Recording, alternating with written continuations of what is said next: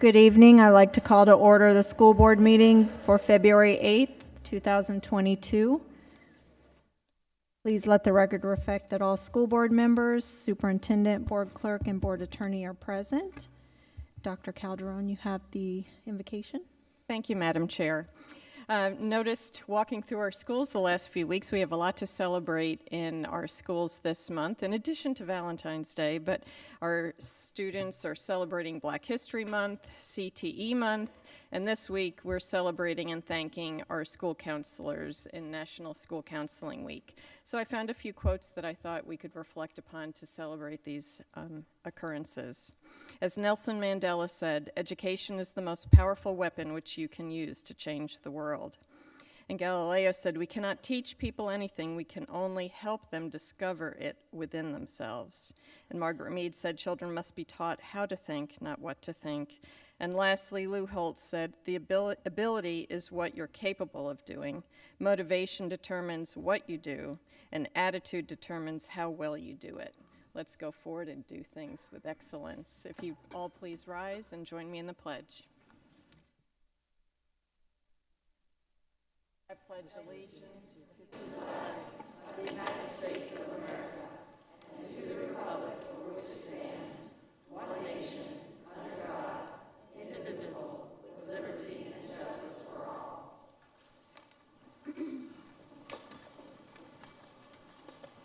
Thank you, Dr. Calderon. My pleasure. Ms. Murray, do we have any acknowledgement forms? Okay. Superintendent, do we have any agenda modifications? The addendum for good cause is marked on our electronic agenda by a green flag named addendum item, and I would like to pull item 2A, which is the SCPS Veteran of the Month.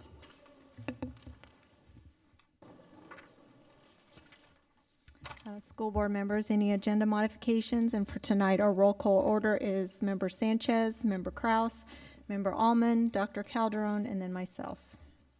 No modifications, thank you. No modifications, thank you.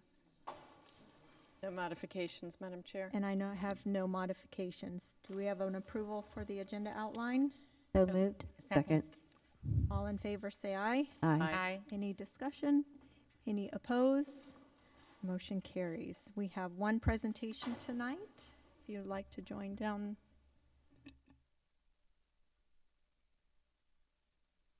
Are we all going?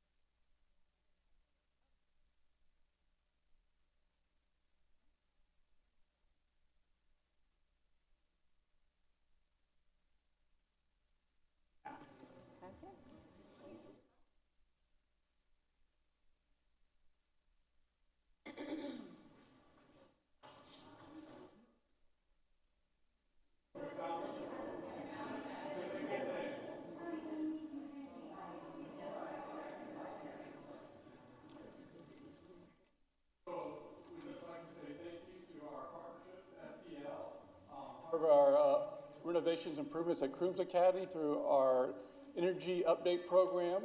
receiving a rebate for $264,000.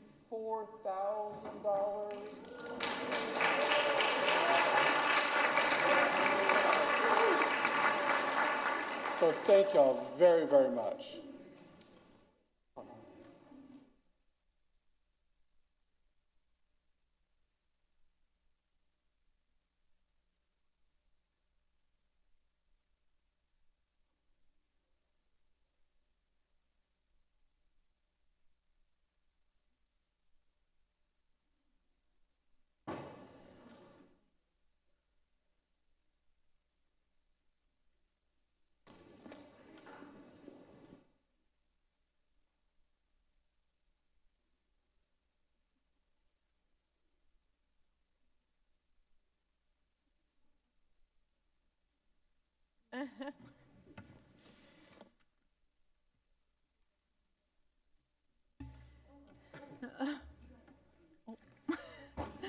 He's looking for his check back. Superintendent, would you introduce the focus on student achievement? Certainly. We have the college readiness update with Dr. Wysong and team. I'll turn it over to you, Dr. Wysong. Thank you, Superintendent Beeman, Chair Pennick, and board members. Good evening. Thank you for the opportunity to provide you with another instructional update. I am joined tonight by our Coordinator for Assessment Accountability, Sarah Borowski, our Coordinator for K through 12 English Language Arts and Social Studies, Dr. Michelle Pisani, and our Coordinator for School Counseling Services, Dr. Nicola Williams, and of course, happy School Counseling Week to all of our counselors. We want to provide you with an update on our college readiness efforts. And just as a reminder, college readiness is embedded in the school board strategic plan. It is part of System Initiative B, which is high standards and student achievement. And we have a key performance indicator that looks at college readiness, and from a metric perspective, it's defined in the strategic plan as the percentage of students in grades 10, 11, and 12 who reach a college-ready score on the PSAT or ACT. There are certainly other metrics we can use to measure college readiness, but these are the pieces for the strategic plan. The graph on the right is from the last strategic plan workshop in October of 21, and again showing by grade level and subject area the percentage of students hitting a college-ready score as defined by the College Board. And so you can see that longitudinally we're meeting that target in 4 of the 6 areas. Last year, and we know there were many educational impacts last year, we continued to grow in 2 of the 6 areas in spite of some of the challenges. There's a lot of nuance to this data, and tonight we're going to be looking at the latest data from the College Board and showing you how our students are performing based on assessments that they've taken up through the middle of January. As a reminder, board members, you have invested considerably in robust opportunities for students to participate in these assessments. And this chart shows what's happening this year in terms of PSAT, SAT, administrations.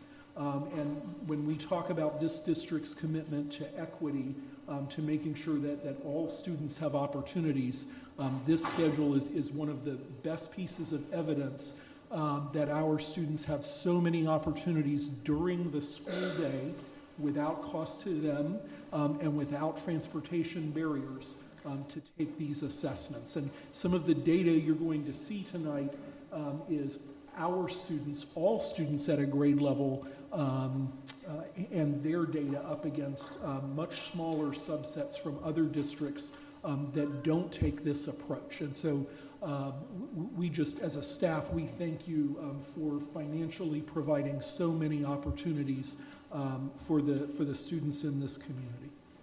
I'm going to turn the presentation over to Ms. Borowski, and she's going to walk you through some of the data, and again, this is always challenging because we're dealing with the technical pieces from the College Board, but we're going to walk you through each grade level and the recent results. SAT College and Career Readiness Benchmarks. The SAT suite of assessments, College and Career Readiness Benchmarks, work together to help students and educators assess student progress towards college readiness from year to year. The grade level benchmarks that are presented indicate whether students are on track for college and career readiness, and are based on expected student growth towards SAT benchmarks at each grade level. For example, students in grade 8 who scored a 390 or higher on the evidence reading and writing assessment on the PSAT 8-9 is considered to be being on the path towards being college and career ready by the time they participate in the SAT on the evidence reading and writing. So as you can see up above, the evidence reading and writing begins at a 390 and it ends at a 480, and each year students are progressing towards that goal. An SAT evidence-based reading and writing section score that meets or exceeds the benchmark have a 75% chance of earning at least a C in first semester credit-bearing college courses in history, literature, social sciences, and writing classes. For meeting the SAT math section score that meets or exceeds the benchmark also have a 75% chance of earning at least a C in first semester credit-bearing college courses in algebra, statistics, pre-calculus, or calculus. Now we're going to take a look at how the test is scored. The College Board suite of assessments uses a common score scale. As you will note that the min and max scores vary from assessment to assessment to show the difference in complexity of knowledge on the different tests. Theoretically, if a student were to take the PSAT 8-9, the PSAT National Merit Scholarship Qualifying Test, or the SAT on the same day, they would score the same on each assessment. But if you scored perfectly on all three, you would only get a 720 versus an 800 for the PSA for a section in PSAT 8-9 versus the SAT, because the difficulty of questions is much harder on the SAT.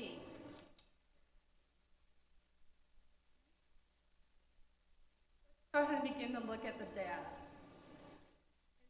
In 2019, the College Board Florida Partnership Team conducted an analysis between the student performance on the evidence-based reading and writing section of the PSAT 8-9 and the reading section of the FSA grade 8. The findings revealed that there was a 0.8 correlation, which is considered strong, between students who met that 8th grade EBW benchmark on the PSAT 8-9 and earned a level 3 or higher on the FSA reading. The chart represents the 23 districts that tested more than 70% of the cohort and how they performed on both assessments.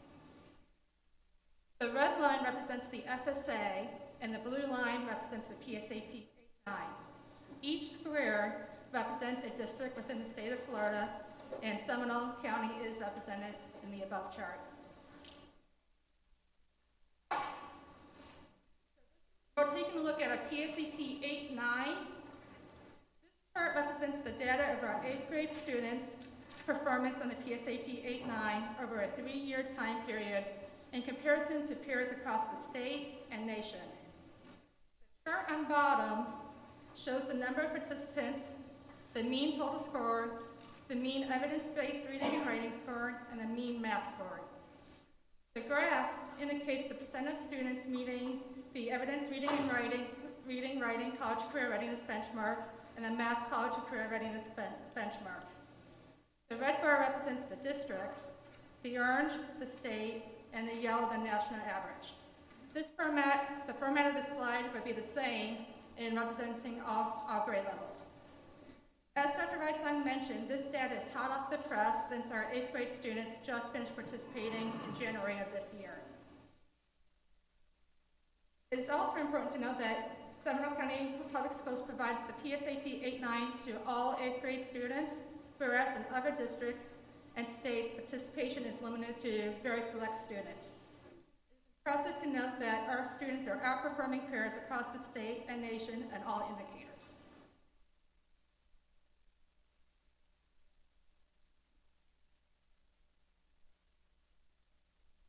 Slide represents the performance of our ninth grade students on the PSAT National Merit Scholarship Qualifying Test, which was administered in October of this year. The College Ready benchmarks are equivalent to grade 10, as this is when the assessment is typically administered for the first time.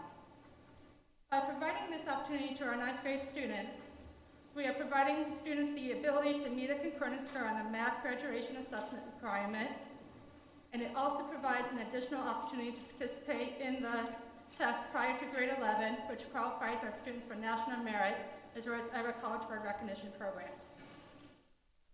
The data reflects that as a district, this year, our students have outperformed peers from across the state and were competitive across the nation.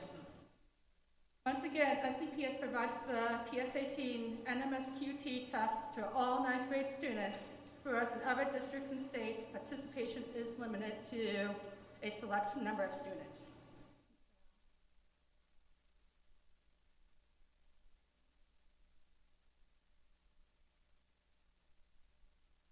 The College Board Florida Partnership Team also conducted an analysis between student performance on the evidence-based reading and writing section of the PSAT and the reading section of the 10th grade FSA. The findings revealed that there was a 0.9 correlation, which is considered very strong, between students who met the 10th grade benchmark on the PSAT and earned a level 3 or higher on the FSA reading. The chart represents the 61 districts in the state of Florida that tested more than 70% of the cohort and how they performed on both assessments. Once again, Seminole is represented on the chart above.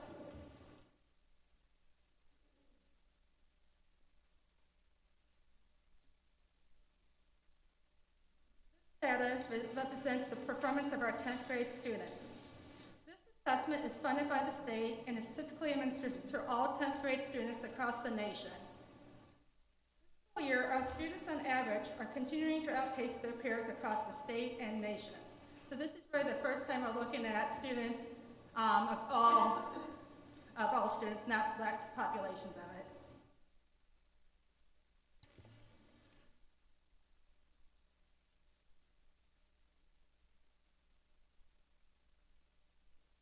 Slide represents the performance of our 11th grade students.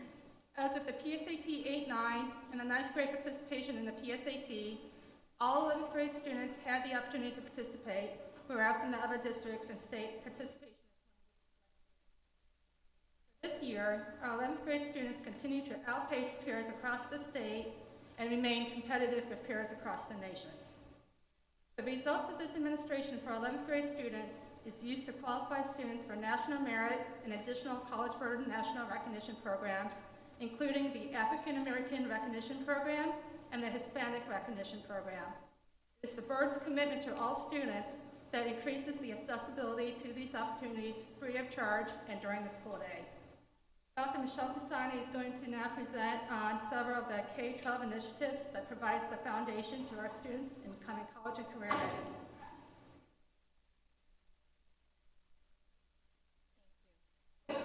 As we often talk about graduation rates being a K-12 effort, so are our efforts in this area as well. So as I go over some of the different instructional items that we have in both ELA and mathematics, some of these things we already had in place, but we've been able to expand upon them with some of the supplemental funding that we've had and to help us further recover. So with that in mind, the first two items that are on the list there are very targeted towards elementary school students, and with that goal of having students, take their foundational skills and apply it to reading with text. LLI, Level Literacy Intervention, is a state-approved intervention in the area of reading that meets that goal. And guided reading, we've been able to expand the resources that our schools have in that area, K through 3, to offer that differentiated support within core instruction for students reading real text at their grade level. Write score is another support in this area. We have it in grades 4 through 10, and it allows students to have assessments in the area of writing, and then teachers can take that data and use the resources within Write Score to help students continue to grow. Document-based question, or the DBQ project, begins in 3rd grade, and that allows students to read primary source documents, work together in groups, have discussions about them, do an analysis, and through that analysis really practice that construction of both written response and oral discussion. No Red Ink is a tool that's utilized in middle and high school, and that also allows for differentiated support with grammar and writing.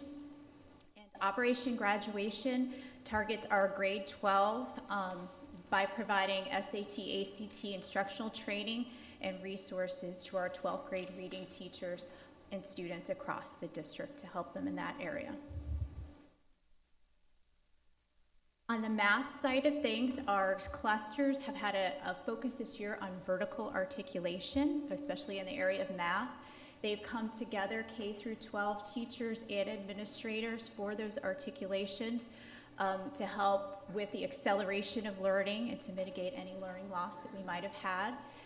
Special area of note, the Seminole and Crooms cluster have even targeted specific math days where they have math tasks across the different content areas, including close reading of tasks. They've already completed one, and they will have another one soon this month. SAT prep is embedded within our high school liberal arts math course through Khan Academy, and we do have multiple pathways to acceleration in mathematics, and both primes and GEM lead to that middle school Algebra 1, and then we also have supports for our students taking algebra in high school. Some new items this year in the area of intervention in math. We have Dreambox, which is an online adaptive program that really targets students who need that extra support. It's not part of core, that tier 2, and really drills down and allows them to have those online lessons. And then the Seminole Numeracy Project is for tier 3, so those are the students most in need in math. And both of these are K-12 efforts and products that we have. That is an assessment that students would take one-on-one with their teacher, and then it allows for small group instruction. It's based upon some research from New Zealand, but in addition to that, there are, like the state of Georgia uses these items and these materials heavily, as well as some of our other districts in Florida. With that, I will pass it along to Dr. Thank you very much. Good evening, everyone. Thank you. I'm just going to speak to some of the recent developments with SAT and also how it relates to college admissions. So first, there was a digital transition to a digital format for SAT. It was piloted by College Board in 2021, last year, and there were very positive responses from the student participants. 80% of the students found the digital format to be less stressful, and 100% of the educators that were involved in the pilot found it to be an enjoyable experience, as enjoyable as testing can be. Some of the logistical considerations with the digital format is that it is going to be in a test center. It's not going to be from home or remote, so that factor is still in place. And if students lose connectivity to power or have any type of technical issue that logs them off of the test is designed to hold their place and their timing, which is so important on those timed sections, so that when the student then resumes the test, they can pick up where they left off. So that may be adding to the less stress of the situation. Another thing is it takes away the packing, the sorting, the shipping of materials that educators typically have to do that can take a whole afternoon after an SAT school day. And so I think that's another reason why it has been so well received. So some of the other things to consider is about the test itself, some of the specifics of the test. It still has the same scoring of a 1600 total score, but it is a shorter test. SAT is usually a 3-hour test. Now it's been reduced to a 2-hour test, and in addition to that, there will be fewer test items, which allows for students to have more time per question. So I think that adds to the less stressful situation. It's also built to be more intuitive according to the student responses, which helps the test to then progress quicker through those sections because it assesses the student's knowledge and is able to provide questions at a different level of difficulty as the student is moving through the test. Another thing is, because it's digital, the security piece is excellent because every student will have a unique test format by the way that the platform delivers the questions to the students. So it helps to increase test security. Another thing is just the items themselves. They are more relevant items. The reading passages are more straightforward. Students will have a short passage and then one question related to that passage. So it also makes the test experience better. And there's a built-in calculator within the platform, so students don't have to bring their own calculator. Previously on SAT, students could only use the calculator on certain parts of the test. Now the built-in calculator is accessible to students throughout the whole test. And the digital platform also allows for accommodations to be built in because of the way the test is delivered through the platform. So that's another excellent point. Some things to think about when we think about access to the test is that Khan Academy is a free resource provided to all of our students, and we're already using it, as Dr. Pisani mentioned, so our students are already in place and understanding how to use Khan Academy for test preparation. And another thing to think about is that students have the freedom to use their own device on the test or a device provided by their school, and College Board even states in an article on their newsroom that they will provide a device to a student that needs one. I don't know what that's going to look like when you scale out from a pilot, but I thought that was an interesting factor that they're willing to provide devices to students to take the test, and so that helps with equity for students across the board. And another point to make is that 62% of the graduating class of 2021, they opted to take SAT through a universal test day or school day, which is something that you've invested in as a board. And so that is something that definitely is kind of the wave of how things are going with testing. So that's a little bit about the transition to the digital format. But then there's another hot topic, which is the college admissions test option or test optional admissions process. And so there are a couple of things to consider when we think about test optional admissions. So just to give you some general statistics, more than half of the four-year schools in the United States will not require an ACT or SAT score for admissions for fall of 2023. So that's big. But as we think about that, 83% of students that were surveyed by College Board said that they want the option to submit their test scores. And the reason why, there are a couple of reasons. One of them is because the test actually can help boost the student if it's a strength point. So thinking about the equity piece again, for the class of 2020, 1.7 million students had SAT scores that either confirmed their academic record or were better than the academic record that they submitted for college admissions. And out of those students, 300,000 of them were from small towns or rural communities. 600,000 were first-generation college goers, and 700,000 were Black or Latino. So being able to have the option to submit that test score can level the playing field for some students. And when you think about test options admissions, it means that they're going to rely more on clubs and sports as well as academic activities, and some of those things can be costly or inaccessible to students that are coming from lower income families or families that don't have access to some of those things. So having the option to take the test through a universal test day and submit that score can definitely level the playing field for students in the college admissions process. Some of the other things to think about, though, from the college's perspectives, is that when they have this test optional admissions process, it helps them to look at the students more holistically and take a different lens for their admissions process. However, it's not really thought that this is going to be the wave going forward, that they'll eliminate tests altogether, because we have over 25,000 high schools in the United States, and there's no way for them to know about all the talent that exists out there without having some way of comparing apples to apples through something like a standardized test. And also, when you think about the fact that back in 1998, which that wasn't far from when I graduated from high school, 38% of students had an A average. And as of 2021, 55% of students that graduated from high school had an A average. So if you're looking at an academic transcript and considering their GPAs, when 55% of the students all have 4.0s, where do you go from there in the admissions process? So those are just some things to consider going forward and some of the recent developments. So you've gotten a little bit of the taste of this year's data, as well as the curriculum updates, the updates from College Board.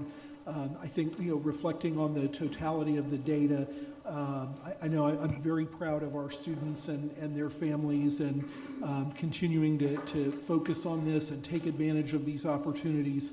And also, I'm very grateful to our teachers and principals and assistant superintendents who, in spite of a lot of adversity, continue to focus on what's important, what you have identified as the priorities in the strategic plan. And thank you to my colleagues and their departments for collaborating on the overall strategy. Thank you, Chairman.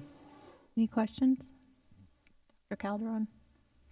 I was wondering, with the changes of the SAT format, will that change anything locally with our SAT in a day administration in our schools?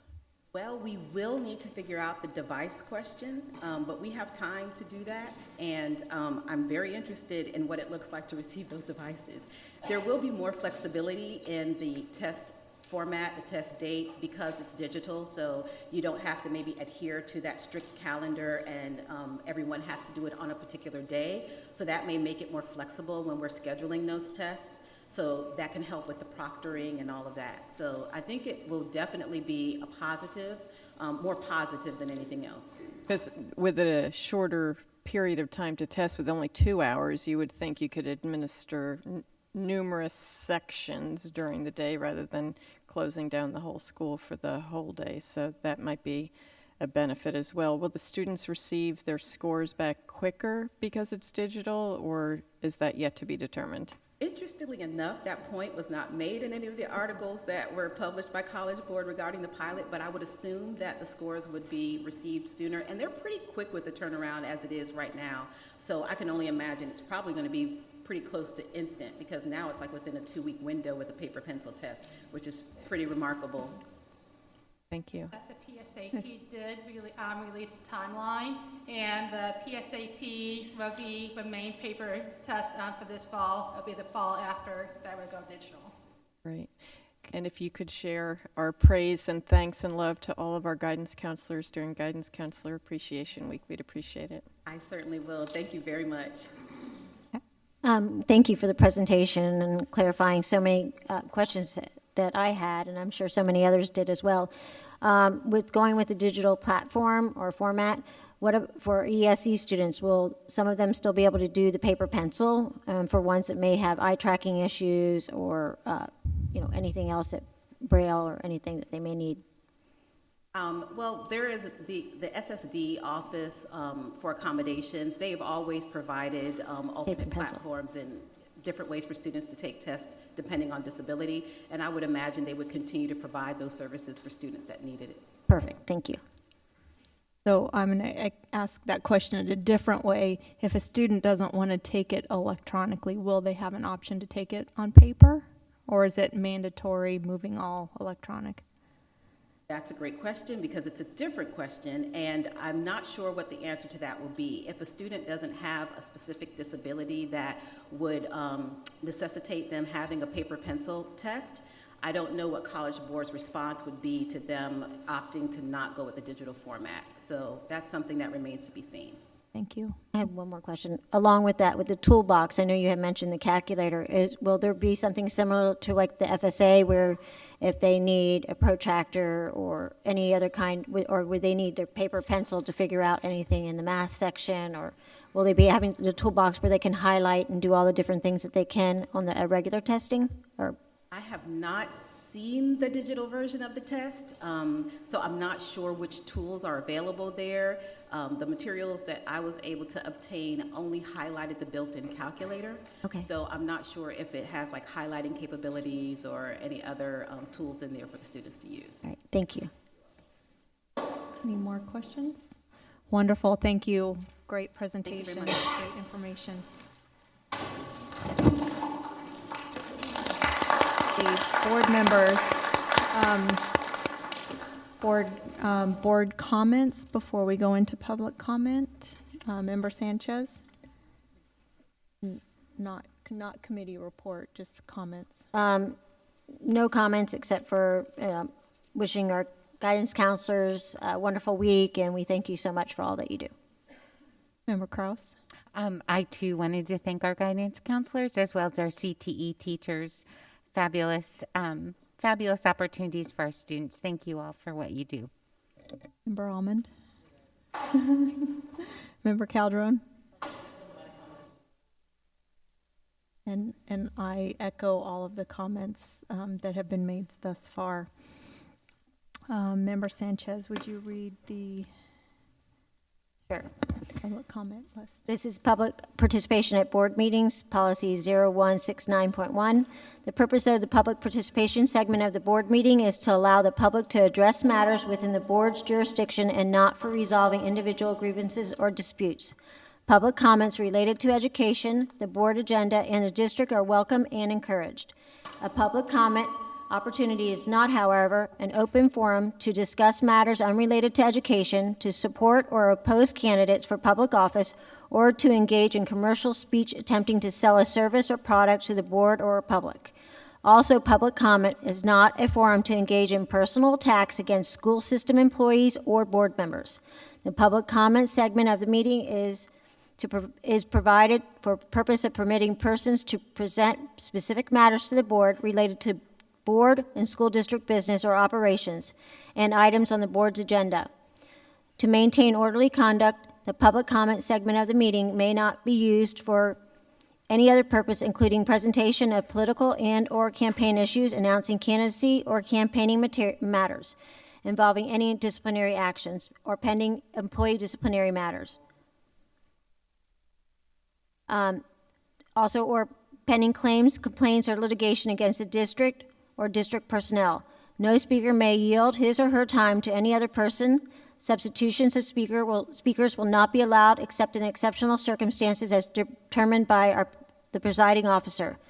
Statements made by a member of the public shall be limited to 3 minutes duration. One designated group representative will have a maximum number of 6 minutes. Each speaker who has completed the request to address the school board shall introduce themselves, give the city of residence, identify the matter to be addressed, and indicate whether or not they are representing an organization. Speakers shall direct their comments only to the board and may not address the audience or other speakers. Attendees must register their intention to participate in the public portion of the meeting prior to the start of the public participation segment. Once the public participation segment commences, no additional speaker forms will be accepted by the board clerk. This policy does not prohibit the board from maintaining orderly conduct or proper decorum in a public meeting. Thank you.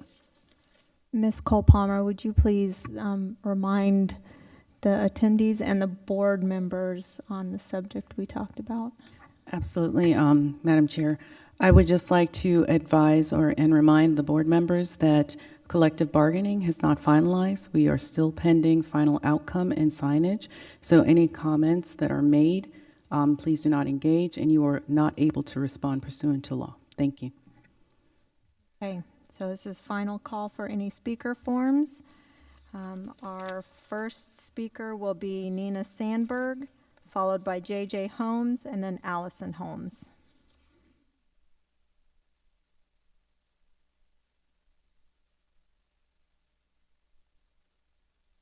Lena up with a giant Me Too. When I was 11, I'm sorry, we have to start that over because the microphone wasn't working. I'm Nina Sandberg, and I'm backing Raquel Molina up with a giant Me Too. When my son was 11, he was forced to go without the correct ESC instruction and without his IEP accommodations for 7 months. He was also forced to endure harassment, bullying, ridicule, humiliation, discrimination, targeting, retaliation, threats, abusive treatments, abusive punishments, denial of educational services, denial of academic participation, denial of instruction, libel, slander, defamation, malicious false gossip, and child abuse retaliation inside of his SCPS school for 9 months. I was finally forced to withdraw my son in disgust to prevent my son's abusers, who were SCPS employees, from abusing him any further and to prevent them from driving him to suicide. I was literally forced to homeschool my son against our wishes just to keep the abusers away from him and to stop the abuse. The following people knowingly and deliberately allowed the abuse to continue for months and took no actions to stop it. Amy Lockhart, Tina Calderon, Karen Allman, Abby Sanchez, Walt Griffin, and Sarita Beeman. They allowed SCPS employees to perform full-blown retaliation child abuse on my child at school almost every day Madam. with their full knowledge that it was Madam, happening. if you will, this is not the forum for that. The information that you're sharing, if you have a general issue related to education, district operations, or an related to agenda item, education. then by all means I had personally continue. informed them that this abuse was happening many times over. They did not care. It seemed to me that the school board lawyer was advising the board to simply ignore the abuse that was being Madam. done to my son at school, and was advising the board to simply ignore all of my phone calls, emails, letters, and personal appearances at board meetings to complain that my son was being abused Madam. inside. Madam, excuse me. Madam, that's not what I'm saying. What I'm saying is that your comment needs to reflect information or provide us with information as it relates to a public school agenda matter, or if you have the specific complaint regarding your student, we're happy to address it, and that can be addressed with the proper individuals.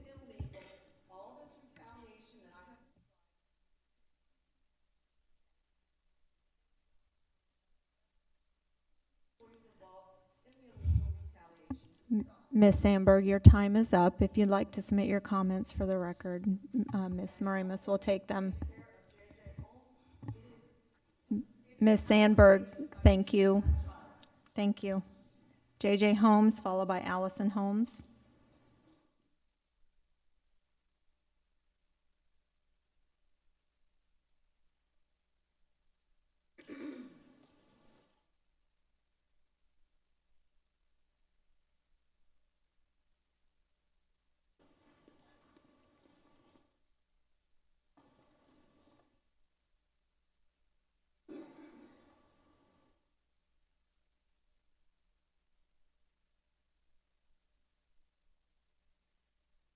Yes, right there.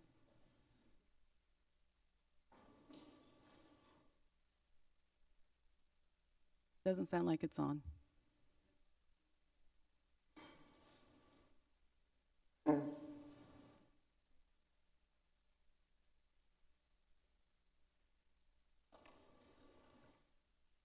Ms. Holmes, if you'd like to go ahead. So is it okay to, it's working? Okay. There you go. Okay. All right, where are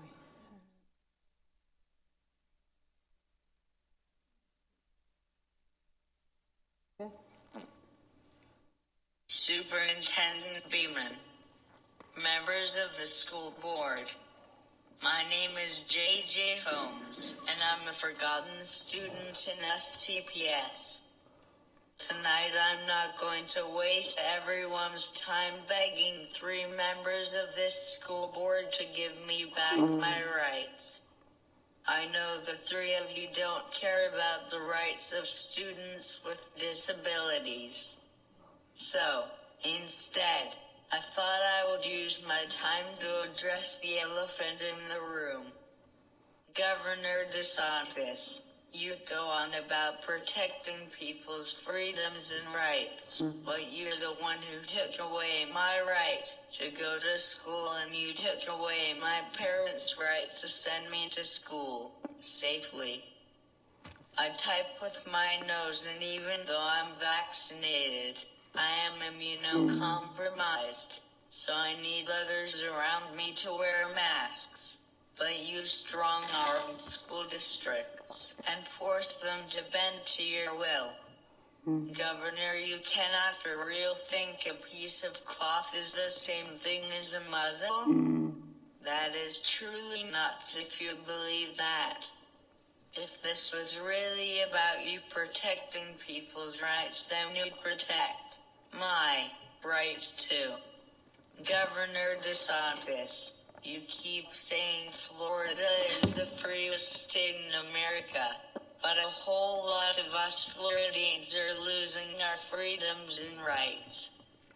Well, you know something, Governor, I'm not going to let you take away my rights without a fight. I'm standing in your way.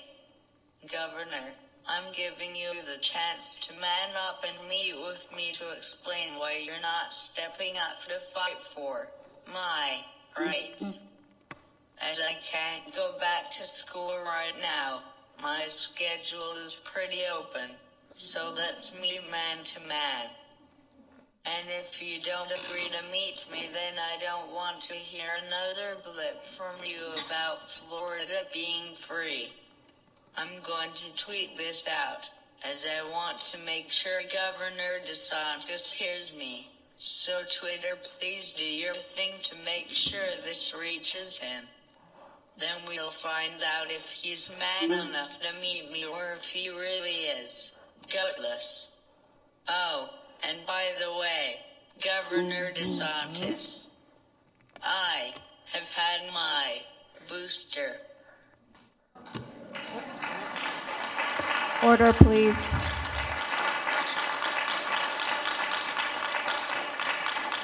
Order, please. Order.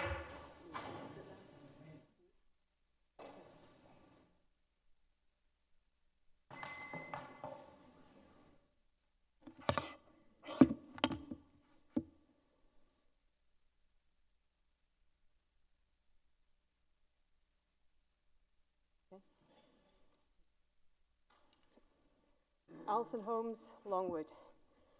This has got to stop. Our school district is being torn apart over an issue ignited by one board member that has absolutely no merit. An issue she then very cunningly got out to all the MAGA moms, Liberty moms, who follow her by writing an open letter. According to this board member, hiring our new superintendent has brought our community to a new brink of racial divide. A new brink of racial divide. What on earth are you talking about? All I've heard is overwhelming support for the superintendent. A handful of bigots echoing your talking points is not a new brink of racial divide. For some reason, you've chosen to twist what was admittedly a messy hire into this racially divisive rhetoric. To paraphrase Andrew Gillum, I'm not saying this board member is a bigot, but the bigots all believe she's a bigot. This was one person changing her vote. That was it. And because one board member changed her vote, our open letter writer claims it's possible the last superintendent overstepped his bounds. Possible. Possible. Anything's possible. Her very Trumpian open letter is full of innuendo and vague, baseless allegations of possible Sunshine Law violations. Ironically, the same board member wrote an op-ed recently about an entirely different subject and said, let's stop pointing fingers at each other and get to work. Just because she didn't get the candidate she wanted, she sicked the MAGA moms onto the superintendent with a letter that was finger-pointing on steroids. And now the MAGA moms are all lining up to demand an investigation and parroting all the open letter talking points. And until this board member is ready to admit her allegations were a big nothing burger, the MAGA mob is going to keep showing up and propagating all these totally unfounded allegations.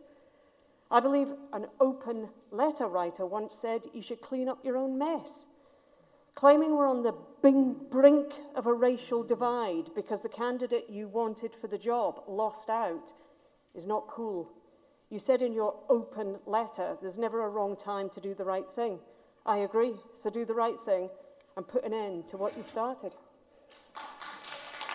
Order, please. Order, please.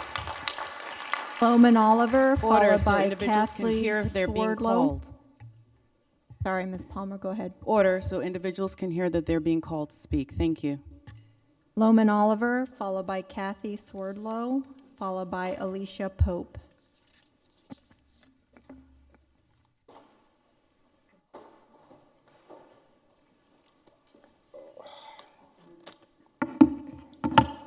Good evening, Madam Chair, Lady, board members, and Superintendent Beeman.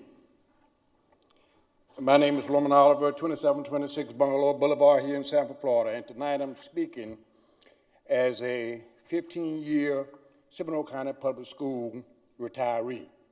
37 years, administratively and instructionally. This community is becoming, and I say county, more divisive because of ill-informed and misinformed pressure groups attempting to attack in various ways those holding public offices and such like. I'm merely asking this board to remain steadfast in ensuring fairness, equitable, and high-quality education to which we have become accustomed in this county. Now, we've come a long ways. We got much more to do. Nevertheless, history in this county speaks for itself. Thank you.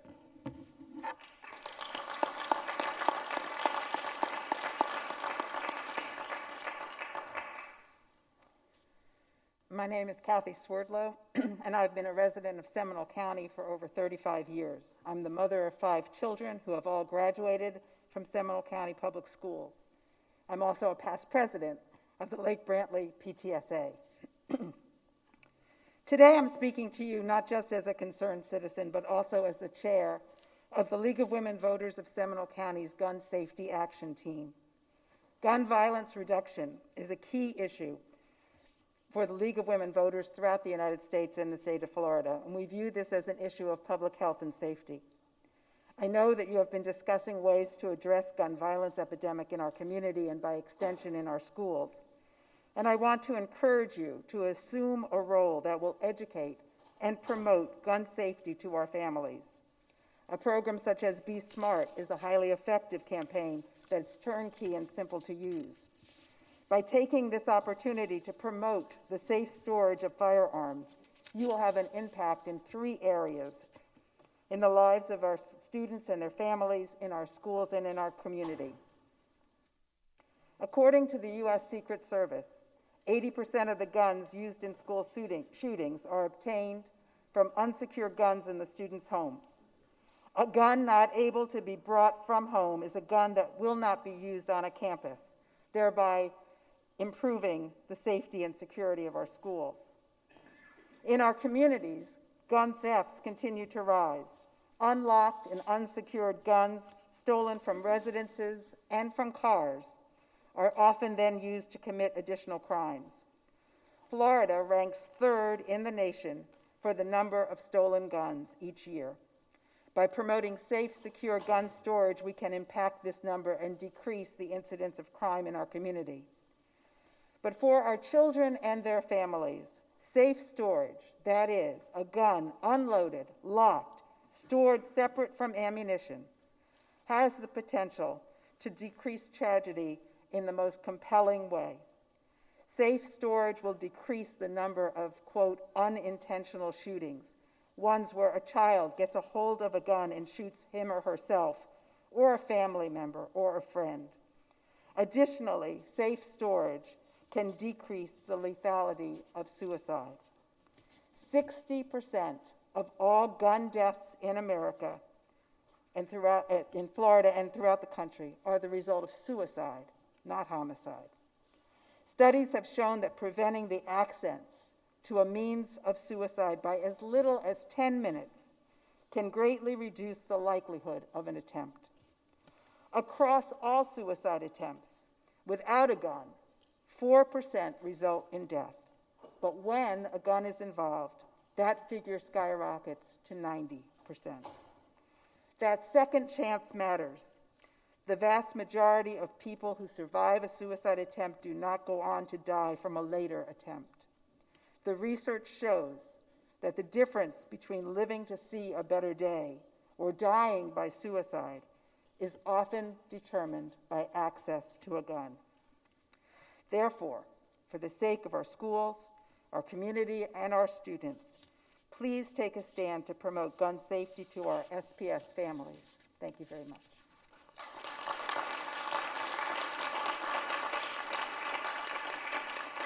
Alicia Pope, followed by Ed Meesom, followed by Shane Olben.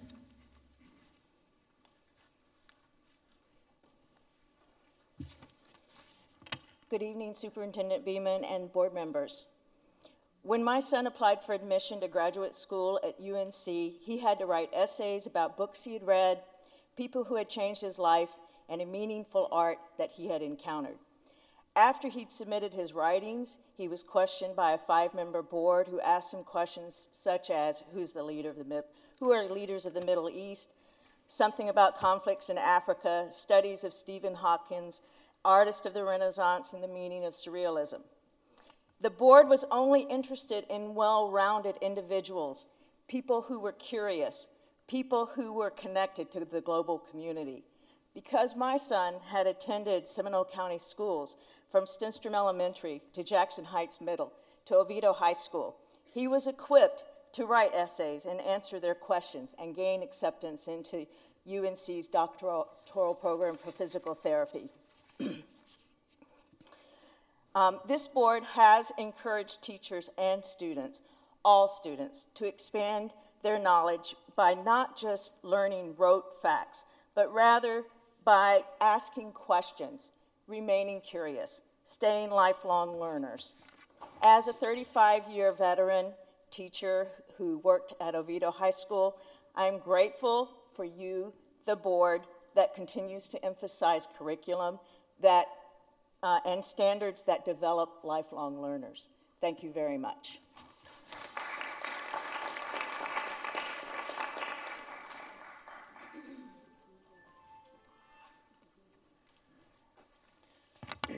Ed Meeson, Winter Park. I would like to address an issue that is on the top of tonight's agenda. In fact, it's on the top of every agenda for these meetings, these public meetings. That is the Pledge of Allegiance. Everyone in this room stands, faces the flag, puts their hand over their heart, and solemnly states these 31 words. Being the curious sort, you might have asked yourselves, why do we make this pledge? As I used to say to my students, that is a good question. What is a pledge? Webster tells us that a pledge is a solemn promise, in other words, an oath. What is allegiance? Allegiance is defined as loyalty or devotion to some person, group, or cause. In this case, the loyalty is a cause, and the cause is the republic for which it stands. This term republic refers to a democratically elected representative form of government, and you are our representatives. But it is these last few words that I want to focus on: liberty and justice for all. What is liberty? There are several definitions. All contain the word freedom. One of the more interesting definitions is freedom from arbitrary or despotic government control. There are those who would say that requiring a mask or vaccinations are arbitrary and or despotic. Some months ago, this board invited a panel of experts to testify to the science and the efficacy of simple public health measures of mask wearing, social distancing, and vaccines during a pandemic. Certainly the science and now data prove that good public health measures do not fit the definition of arbitrary or despotic. Quite the opposite. I would say that requiring the schools to operate less safely is arbitrary and despotic. Over a year ago, there was calls, open the schools, but there was a word missing from that chant. That word was safely. Open the schools safely. Without safety, what good is it to have open schools? Without good public health, going to school is just a way to spread illness and disease. Learning cannot take place in an unsafe environment. That's why there are anti-bullying rules, among other policies and practices.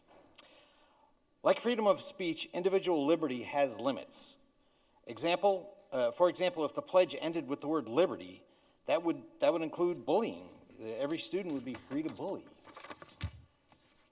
But that would infringe on the liberty of the students that are being bullied. The limit on liberty is what we call justice. And as you might ask, justice for who? Justice for all. Jane Olben, followed by Chris Jepson, followed by Deb Jepson.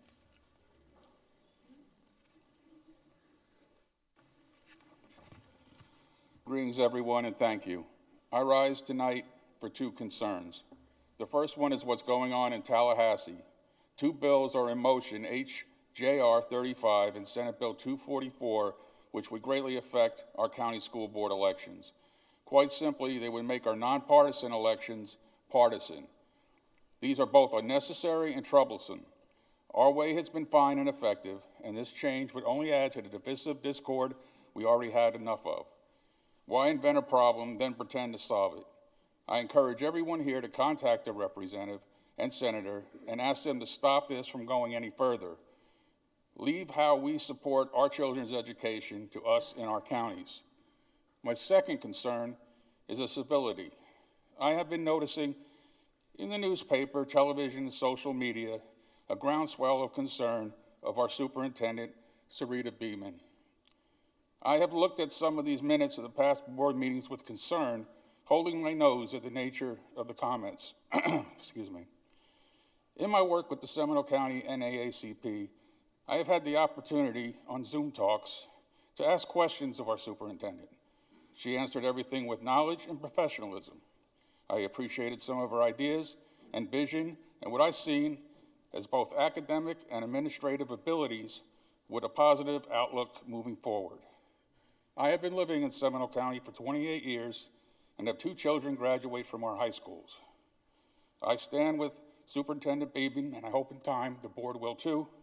I thank the board for all you do and for your time.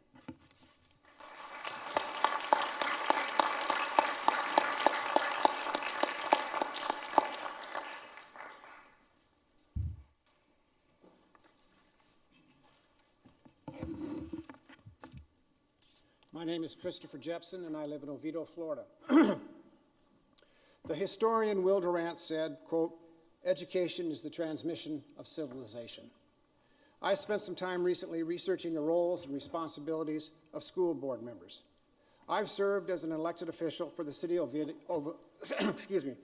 Oviedo, and many of the roles and responsibilities of municipal government officials are similar to what is expected of you as school board members: fiduciary, management, oversight, planning, as well as accountability to the public.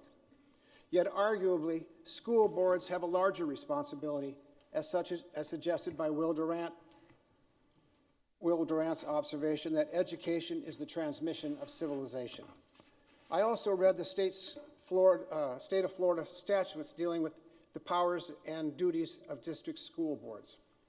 Nowhere did I read any accountability was required of the school board members concerning the transmission of civilization.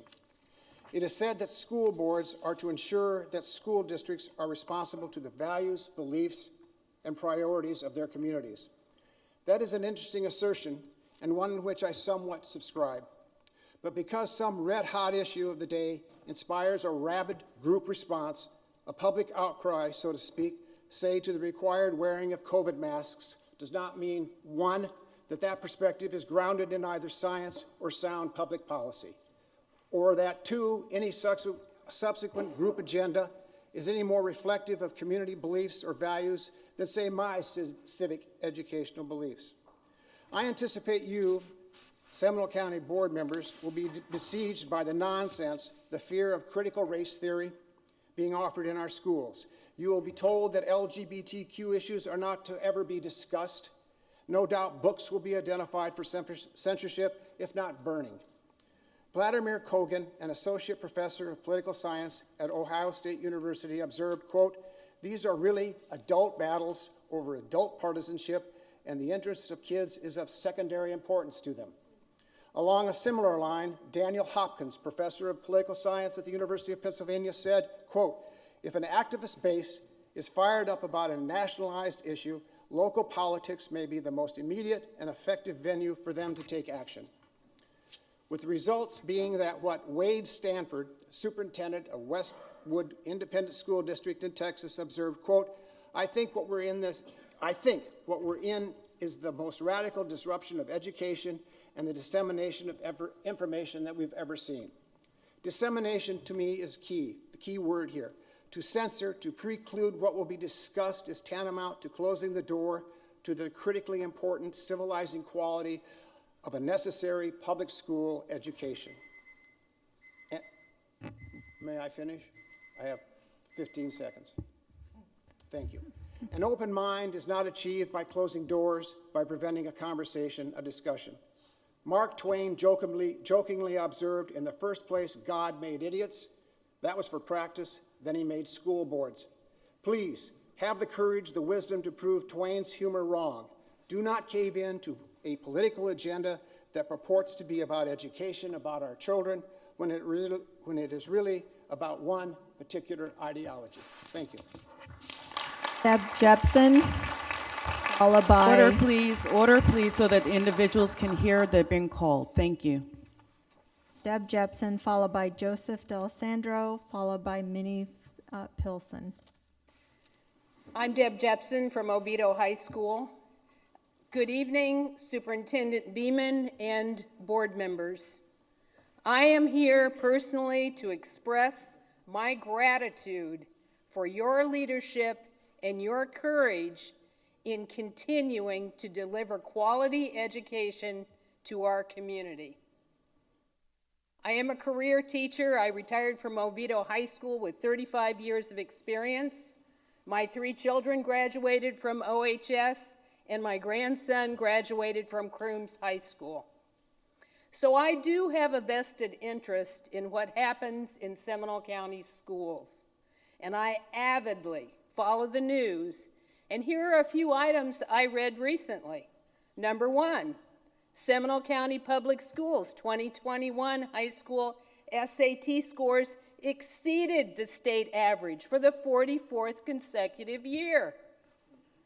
2, the graduating class of 2021 earned more than $48 million in scholarships.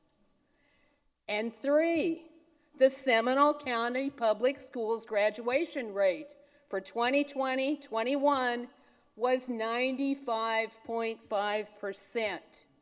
First out of all Central Florida districts and first out of the 17 largest districts in the state of Florida.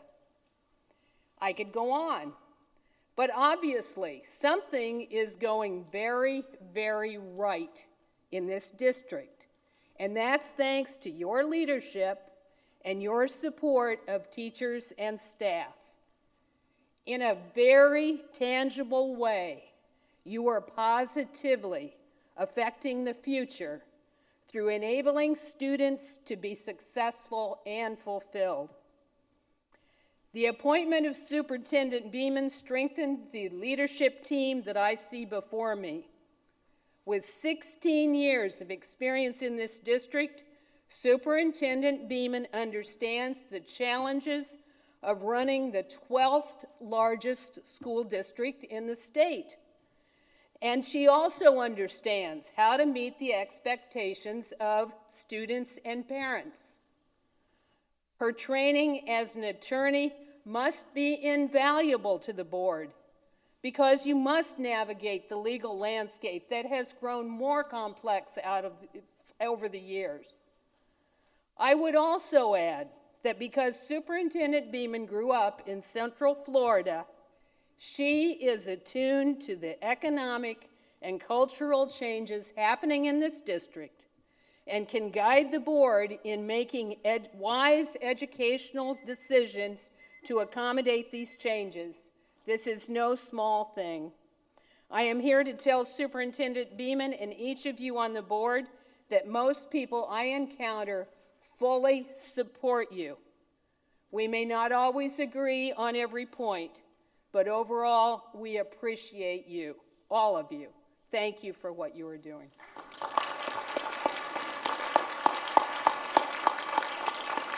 Order, please.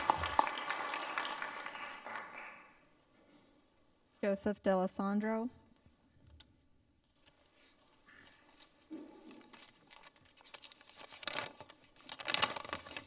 Good evening. Last month, I spoke to you all about teacher shortages in as much depth as 3 minutes would allow.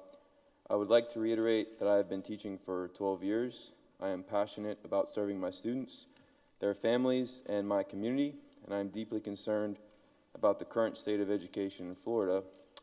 Within the last month, 2 more teachers at my own Title I school have resigned, one finding employment with a healthcare company that pays him more for working less hours remotely from home. These teachers' classes will now be taught by long-term substitutes with no qualifications or certifications for teaching science or language arts. We continue to have a shortage in qualified teachers, and in substitutes. Many teachers are burned out mentally and emotionally, often faced with long hours and mentoring newer teachers with the realization that their base salary is the same. While we are asked daily to substitute during our planning periods, I think the following needs to be clarified. Having a highly qualified social studies teacher fill in last minute for a class they are not certified to teach is not giving our students quality instruction. The teacher has no time to review a plan and teach a good lesson. The teacher may not even know any of the students in the room, depending on who they are substituting for, and this now takes away valuable time from that teacher in planning for their own class and students. It essentially amounts to babysitting one class and actually has a detrimental effect on high-quality instruction in the teacher's own classes. I cannot stress enough that we need to address the root of this problem. Last month, Board Member Sanchez noted the difference between funding and expenditures, or essentially the school board maintains the main issue is our state legislature and their lack of funding and the rules they have the rules they make to limit how the school board spends its own funds at the state legislature. The last day of this year's legislative session in Tallahassee is March 11th. If the school board is truly invested in teacher retention for the best quality education possible for our students and families, then we must see action. I implore school board members, all parent guardians, and community members to contact your state house and state senate representatives about Senate Bill 298 and House Bill 587. This proposed legislation would return local control to our school boards to make decisions about salary schedules. This would allow our school board to spend our funds as they see fit to address our teacher shortages without further obstruction from our state legislature. In the meantime, I remind the school board that even without this legislation, they can still work with our SEA to make an experience supplement a permanently recurring part of our collective bargaining agreement. I want highly qualified teachers for all students. I would hope you all sincerely do as well. Thank you for your time.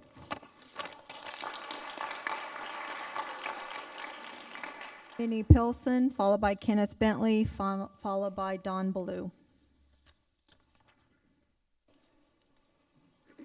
Good evening. My name is Minnie Pilson. I'm a resident of Sanford, and I have 2 grandchildren in the public schools of Seminole County. I'm here to speak about high quality, equitable, and inclusive education for all of our students. Equitable education opportunities increase all students' access to educational opportunities with a focus on closing the achievement gap and removing barriers that students face based on their race, ethnicity, national origin, sex, sexual orientation, or gender. One avenue is to teach Black history in our schools.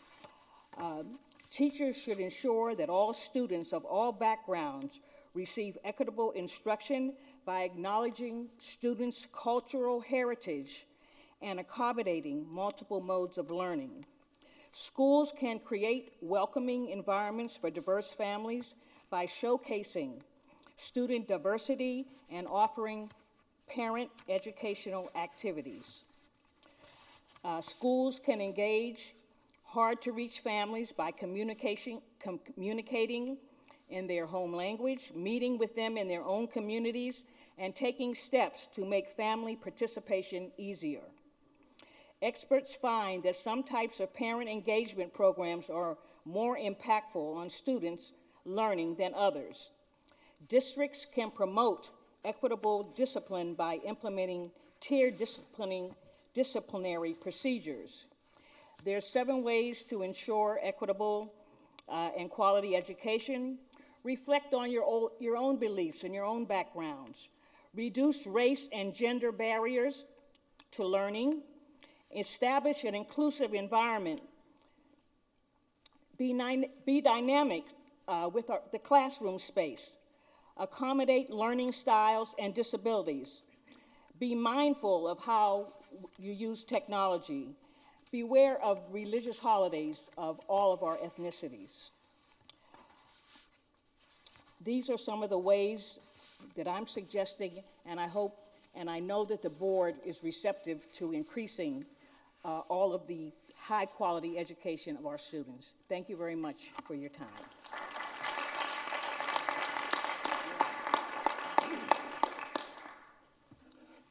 Good evening, board. The first thing I want to do is say kudos to the superintendent. Ms. Beeman, a situation happened at Seminole High School a couple of weeks ago, and you didn't run from it. You came to Commissioner Carrie Wiggins' meeting at the West Side Center, and you told people what you were going to put in place, and you told people some new strategies that were going to be used. And also, you brought a school board member with you. You brought deputy superintendents with you. You didn't hide. You didn't do a press release. You came to the public so the public could ask you questions, and you could assure them that you were on the job. So on behalf of everybody, I just want to say thank you for that. You stood up like a champ. You didn't run and give it to your press agent. You did it. Thank you. Order, please. Order. Thank you.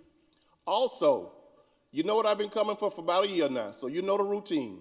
Black history, mandatory in middle and high schools, and we really need black history, and we didn't just need it last year or the year before. We need it because we need to know about where we're from. The first day of this month, we had some bomb scares at some HBCUs. And I was telling some kids about the bomb scares over at Cookman, because I have a granddaughter over at Cookman, and 11th and 12th grade kids looked me in the eye and said, what is an HBCU? We got to teach black history. The parents and the community also have a responsibility, but we have to teach it in the school system too. Let's do it in middle school and high school, make it mandatory, and it's not for black kids, it's for all kids. We want every child in the Seminole County Public School System to know about black history. Also, broadband. I went to the county commission meeting this morning, and I know you've been working with the county with the broadband. Also, I talked to city officials, you've been working with broadband. And when I advocate for broadband, I'm not doing it for African-American communities. I'm doing it for underserved communities. Everybody needs broadband. We don't know what this COVID is going to do. We went from 19 to Omicron. They said we got a self now. We're going to have a different one every week. So we need to make sure if we have to send these kids home again, they have broadband. So stay with that. And also, the NFL is going through something right now. The NFL is a National Football League. And everybody's talking about you need to have minority coaches, black coaches, Hispanic coaches. And what I want to tell the district, because we're always on the cutting edges on a lot of things, we need some black and Hispanic teachers at these schools. A lot of times you have problems with these kids because they don't have a hero at the school. If they got somebody they can go and talk to, a lot of these problems could stop. I'm not telling you to fire anybody at a school. You keep the staff you got, but we need to recruit some African Americans and some Hispanics at these schools. Bethune-Cookman is less than an hour away. They have an education program. Let's go to Bethune-Cookman and have a recruitment. UCF has a wonderful education program, Stetson University, and also Rollins College. We have to get some heroes in the schools. The kids have to see somebody that look like them, talk like them, and from the same community. Once again, thank you on behalf of the Barbershop Conversation and Goldsboro Front Porch. Order, please. Order so individuals can hear. Thank you. Don Ballou, followed by Rebecca Ritchie, followed by Patricia Peters. Good evening. My name is Dawn Ballou. I'm a 20-plus year resident of Seminole County and the parent of 2 SCPS students. I'm saddened to once again be here to speak in response to a school shooting, this time the recent incident at Seminole High.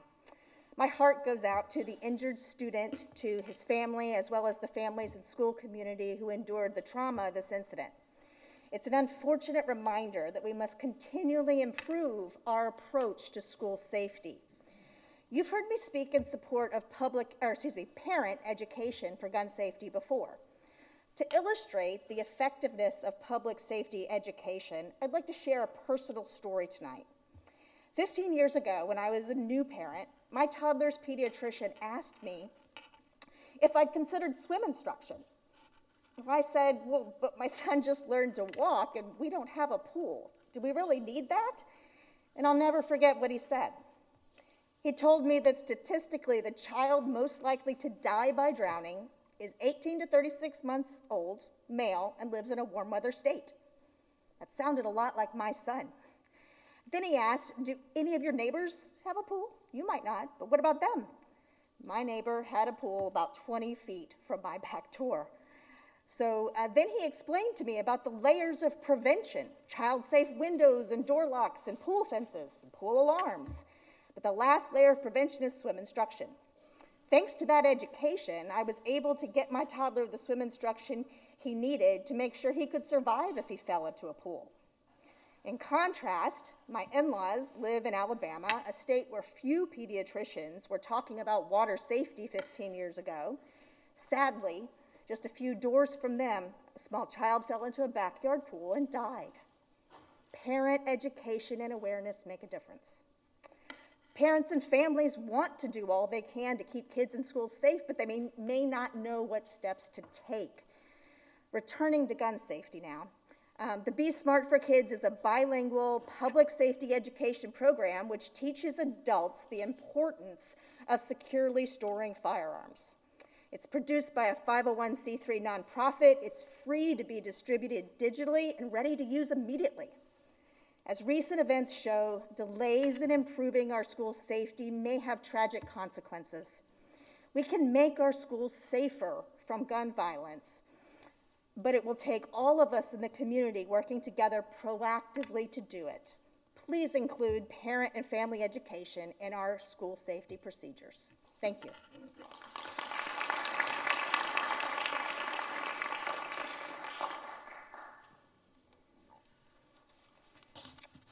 Good evening, Superintendent and school board members. My name is Rebecca Ritchie, and I came to Seminole County in '94, and I retired, sort of, in 2014.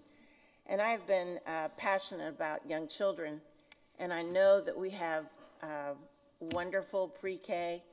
We have, at Goldsboro, we have Nanas, Papas, and Friends, where we read with kids that need that extra support. And I'd like to encourage us to try to provide that kind of program in all of our elementary schools. It's 22 years we've been doing it, and I know that it makes a difference. And the RAP program also is making a huge difference with first graders. So we're also using those programs at the Boys and Girls Club and mostly at the Jeff Triplett after school program. So we're trying to work in partnership with you, and I'd like to encourage us to try to get more volunteers that could do that. And I really want to support what Mr. Bentley said about Black history. I can remember when I was very young, when I first learned a little bit about Black history, and I also realized that it was my history too. And my Black professors that I had in Washington, D.C. a long time ago helped me understand that we were interrelated. We had many stories that were the same. I grew up in a coal mining district. There were so many similarities to some of the struggles. And so I really believe that it's so important. And we're doing a Black History program right now that in a multicultural setting of kids after school, and it's we're learning about Jackie Robinson, and as we all know, he came through Sanford, and there's some really interesting stories. Jeff Triplett is on the same location where Jackie Robinson actually played. The other thing I want to say is that last summer we had this amazing program working with young kids. It was through the YELDA, Goldsboro Front Porch Program. We had high school students that tutored with RAP, kids that were first or second graders. I cannot tell you how wonderful that relationship was. And the high school kids were getting they were getting paid, and the little kids were looking up to them like, you are my best friend. And they really wanted to read with them. That's where we could develop some potential teachers of color and Black teachers if we did that kind of a program, or more teacher academies in the school system. And then lastly, I just want to close with, I really support this Be Smart in Schools. I can still remember the first time I had a child who talked about the father who had lost his arm in an accident, the family who had a suicide. We all know we've had these stories, and this is such a simple kind of program where we could try to provide the information and locks for people to keep their guns safely. Thank you for your time. Patricia Peters, followed by Sharman Kraft, followed by Alexander Duncan. Hi, Superintendent Beeman, School Board. My name is Trish Peters. This might add a few seconds, but just to kind of play off Mr. Billings and Mr. D'Alessandro, the teacher that left my school was Black for a higher paying job. back to my script. I've lived in Sanford since 1998. I've been a teacher for almost 23 years. I've been a mom for almost 23 years. I started off my career in Volusia County teaching 6th grade geography, language arts, and reading. The district invested in me. I was trained in History Live and learned how to incorporate hands-on lessons with interactive notebooks. The district also sent me to literacy symposiums and breakout sessions to further and guide me in best ELA practices. I led the Geography Bowl for 3 consecutive years. We won first place my last year at Deltona Middle. If it wasn't for the reputation of Seminole County Public Schools, I might still be in Volusia County. But you see, my daughter was about to start kindergarten, and I knew I wanted her to attend Seminole County Public Schools. I spent 10 amazing years teaching both 4th and 5th grade at English Estates under the leadership of Dr. Beth Sharp. The last 7 years at Milwee under the leadership of Jim Kubis. Dr. Sharp, Mr. Kubis, and Seminole County Public Schools believed in me and continued my professional journey and investment in me as a teacher. The district paid for me to become fully endorsed in reading and ESOL. The district paid for me to attend the UCF course, Clinical Ed, so that I could host interns from the university and mentor out-of-field new teachers. The district paid for me to attend the Covey Leadership Training, where we trained our elementary kids to become leaders. The district sent me to Lake Buena Vista to attend Kagan training twice. The district paid for me to attend the Lassinger Center of Learning through the University of Florida to obtain a certificate in instructional coaching. I have been trained in classroom management, mental health, technology, Marzano indicators, and countless curriculum trainings. My professional development points exceed into the thousands. I could show you if you want to see. I cannot thank Seminole County Public Schools for the professional opportunities and the development, and you have made me into the teacher that I am today, as well as an instructional coach. And I also lead the summer reading program for our rising 6th graders at Milwee. I love teaching. I love Seminole County Public Schools. But as my colleague Joe has expressed, it's getting frustrating. When I entered into teaching, I knew I wasn't going to make millions of dollars. But when I first started in 1999, there was a step progression with years, and you could see that the experience mattered. In the last 10 years, the state has dismantled the system. In the last 10 years, I've seen bonuses for SAT scores. True story, a teacher I mentored teaching out of field with no evaluation, no certification, received a $6,000 bonus. I received $1,200 with qualifications and a highly effective rating. This was extremely depleting. Starting salaries just a few $1,000s from a veteran years. It's frustrating. Are you almost done? Yeah, I mean, I've got this much left. Okay, go ahead. Okay.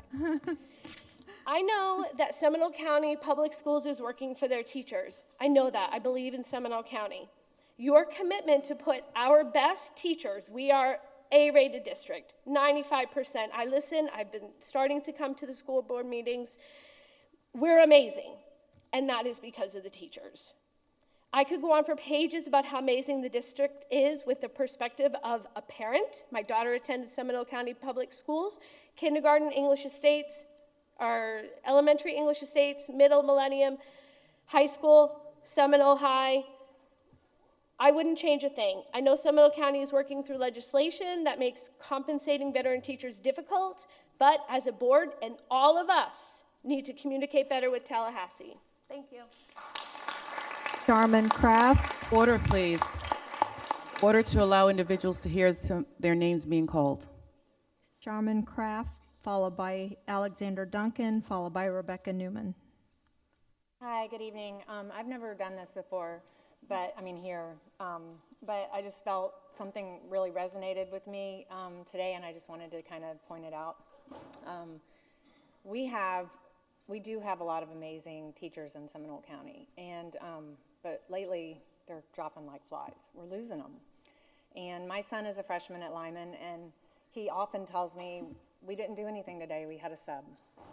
And that really hurts, and it seems like it's happening more and more, especially since COVID. And which brings me to my concern. I just realized that unvaccinated teachers are having to use their own PTO and go unpaid if they have to quarantine because of COVID, but vaccinated teachers get paid while they have to go out for COVID, or whether they're sick or on quarantine or whatever it is. And I think that that's very discriminatory because it goes against CDC guidelines, first of all.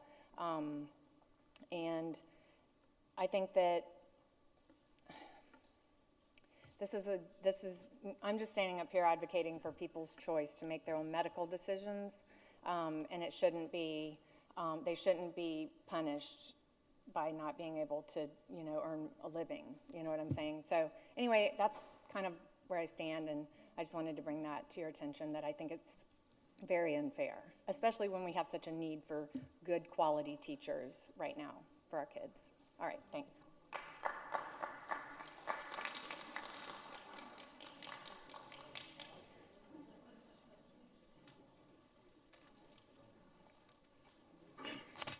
Mage Alexander Duncan. So I just want to point out, I just like to point out the facts. Most everything that's serious will occur on the consent agenda, like A through AA.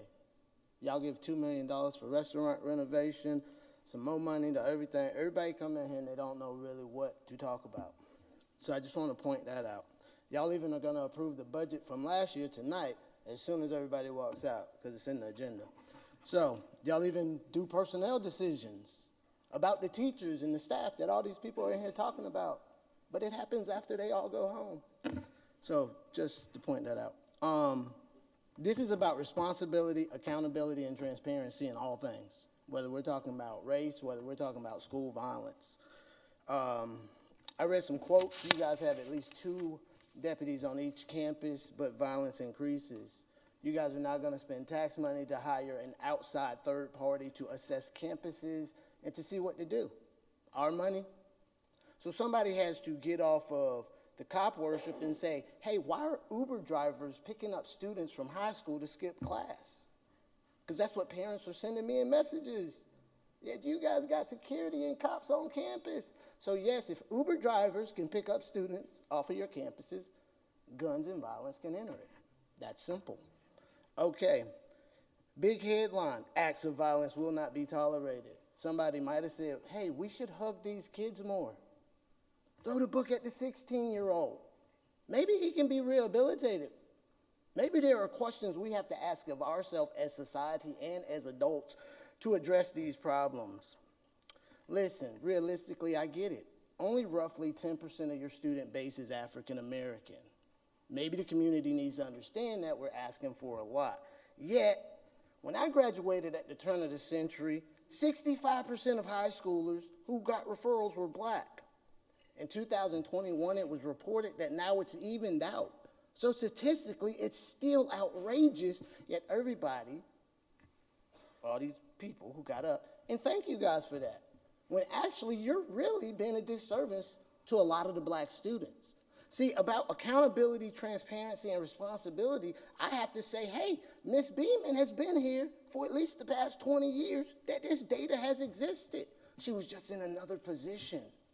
So whether I support her or not, I support responsibility, that's you guys to your duties as elected officials, and accountability. That's we as the people have to hold you guys accountable, and we need better results, okay? So the violence, it was happening before a lot of the change, but it was happening. You guys are wasting our money to give us the same results. You speak of restorative practices that you're gonna bring in. I found it in 2017. You said you were gonna address violence with the same thing from Stetson University then as well. I just came to deal with the facts. Thank you. Rebecca Newman, followed by Cheryl Bryant, followed by Lynn Moira Dichter. Good evening. I'm Rebecca Newman, and I'm a parent of an Oviedo High School student. First, I want to commend the board and Superintendent Beeman for our district's excellent achievement as one of the top districts in the state again for graduation rates. A 95% overall graduation rate during a pandemic and during a complete flip of SCPS administration is remarkable.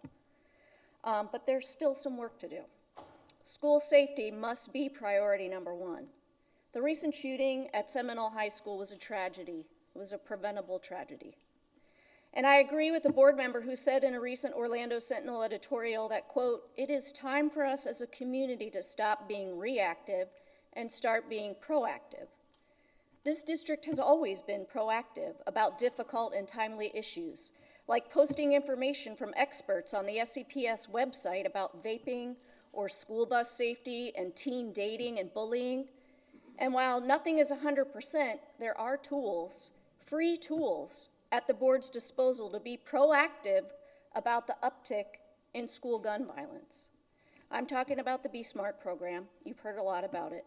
Be Smart is a free gun safety program aimed at encouraging parents and caregivers who own guns to safely secure them. During the pandemic, the sale of guns increased by 64%. Many of these guns are not properly stored.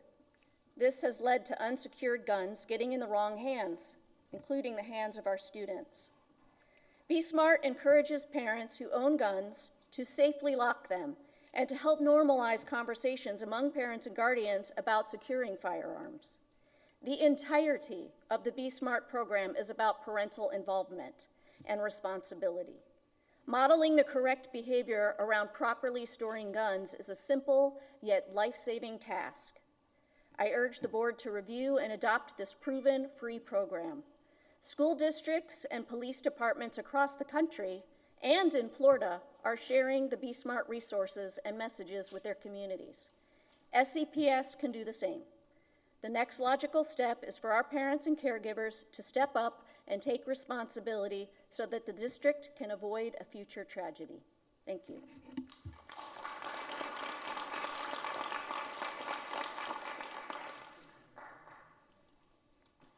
Hello, my name is Cheryl Bryant. Thank you for the opportunity to speak. Don't buy into the manipulation of language. Equality and equity are in opposition. Equality seeks to protect individual rights under the law. Equity seeks to engineer equal outcomes through state-sanctioned discrimination. In critical social justice, the meaning of equity takes pains to distinguish itself from equality. Where equality means that citizen A and citizen B are treated equally, equity means adjusting shares in order to make citizen A and B equal. In that sense, equity is something like a kind of social communism that is intentional redistribution of shares, but not necessarily along the lines of existing economic disparity, but in order to adjust for and correct current and historical injustices, both as exist in reality and as have been drawn out by various critical theories. Where equality would imply not being concerned with the demography of people filling certain roles, equity is centrally concerned with this. We don't see the equity drum beaten when it comes to female sanitation workers, for example. What we want is equality. Equity is all about power. Equity is bad, equality is good. So in the mighty name of Jesus, I pray for a true peace and understanding to fall upon your people. I pray, Lord, that discernment is prevalent among us. I pray, Lord, that everyone in this room knows you and knows the peace from having a relationship with you. Let us love one another, Lord, and work to understand one another. In the mighty name of Jesus, I beseech you, Lord, to teach us to be lights for you, to understand one another. Help us, Lord. Help us to not fall into the trap laid by the evil one to keep us separated, Please. bickering, Order, and calling each please. other unfounded Order. names. Order, please. In the Order. precious name of Jesus, Allow I her to finish pray, her statement. I pray, Lord, that you place a hedge of protection around all of the Seminole County children. Red, yellow, black, and white, they are precious. They are precious in our sight. And Jesus, you love the little children of the world. Amen. Order. Lynn Moira Dichter, followed by Jessica Tillman, followed by Trinetta McClinton. Well, that's good timing. Order. Yeah, it's good timing. Let the Jew go next. Okay. Good evening, everyone. Hold Good on. evening, Superintendent Beeman. Can I have order, Moment, please, please, so the ma'am. speaker can speak? Thank you. Yes, please start. My name is Lynn Moira Dichter. I'm a Lake Mary resident. It was shocking a few weeks ago, and I'm not easily shocked anymore, to turn on YouTube and watch the school board meeting and the thinly veiled racism at the meeting when a group was trying to call for a mulligan or a do-over regarding the hiring of Superintendent Sarita Beeman. These are the same folks who didn't believe in science as we wound our way through COVID, who don't believe in the teaching of all our history when it comes to slavery, civil rights, or the Holocaust, and who are now screaming about book burning, book banning, and disenfranchising LGBTQ students who are already so severely marginalized. Teaching our children about all our history, no matter how ugly, is how we don't repeat the sins of our ancestors. We should be giving Superintendent Beeman a commendation here tonight, or at the very least a bouquet of flowers, as we are 1 week into Black History Month, and she is not only our first female, but also our first African-American superintendent in Seminole County history. Order.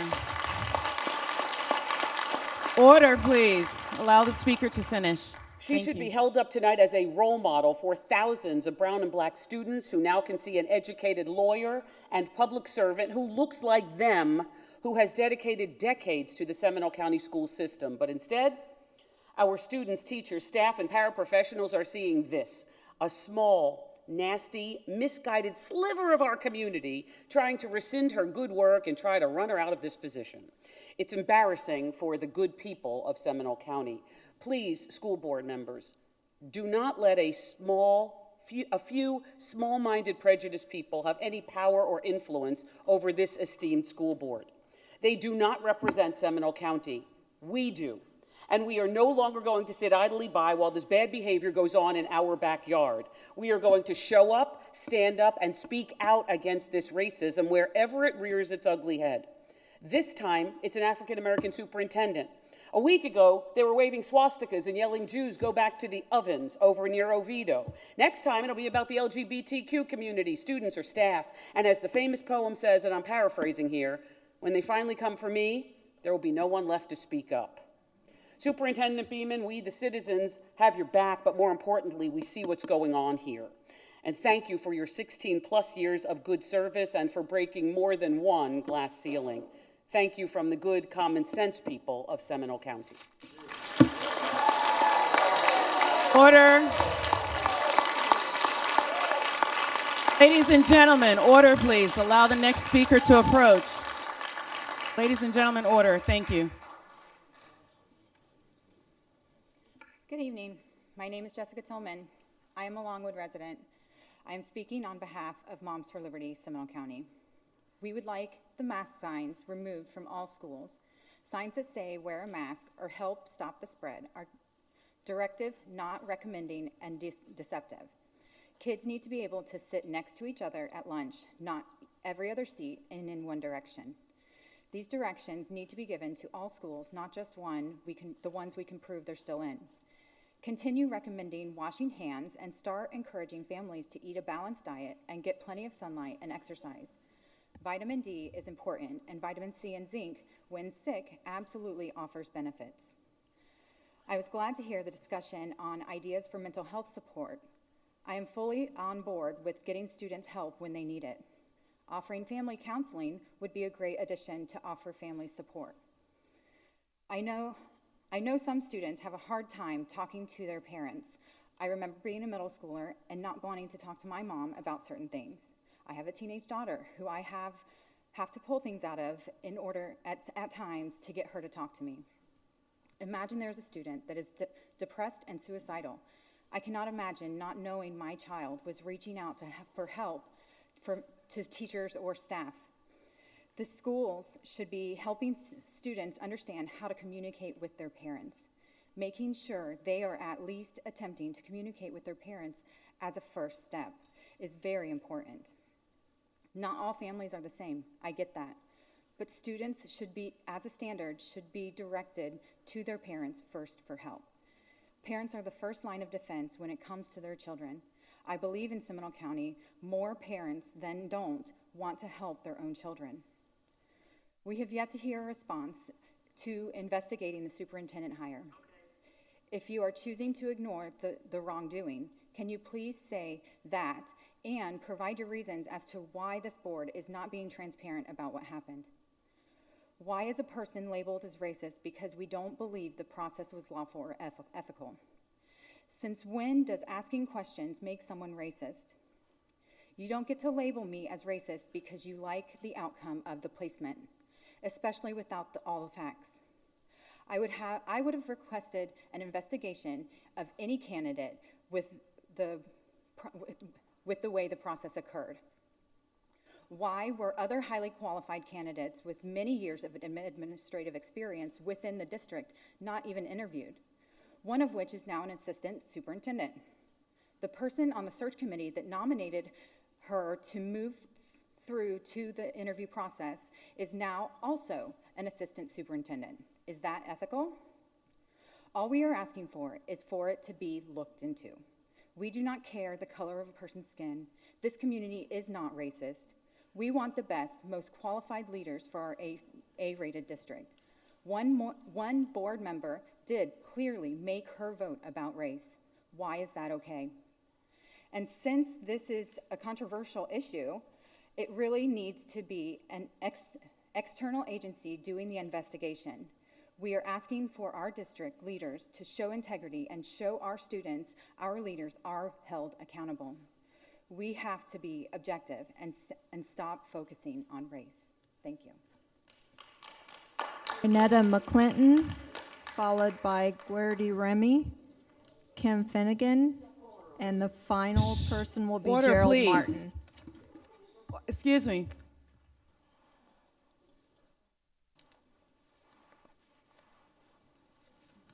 Go ahead. Good evening, Superintendent Beeman, board members, and guests. I come before you asking that Seminole County Public Schools get back to what matters the most, the children. Let's get back to the business of educating our children. In doing that, I ask that we make sure that we are providing a high-quality education for all students, all meaning black, white, and brown students, all meaning above level, on level, and below level students, all meaning mainstream students, ASD, ESC, does not matter. We need to be more concerned with making sure that our students are taught with an inclusionary curriculum versus being concerned with excluding books, educational websites, and materials that promote truth, that portray uncut, non-distorted view of history. We need to find or create and provide and teach curriculums with fidelity. Our students need us. Using a curriculum that is evidence-based and, above all, true, whether that be hardcore journeys, Go Math, Singapore Math, curriculum switch with TDQs or DBQs, it does not matter.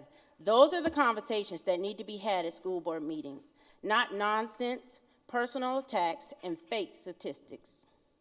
So again, I plead with you, Seminole County Public School board members and the community. Let's get back to the business of education. Let's talk about truth and evidence-based curriculums that accurately portray history. Let's talk about high-quality, equitable, and inclusion education for all students. Let's talk about how to get more funds for public education and educators. And finally, let's talk about keeping our school boards nonpartisan. Thank you.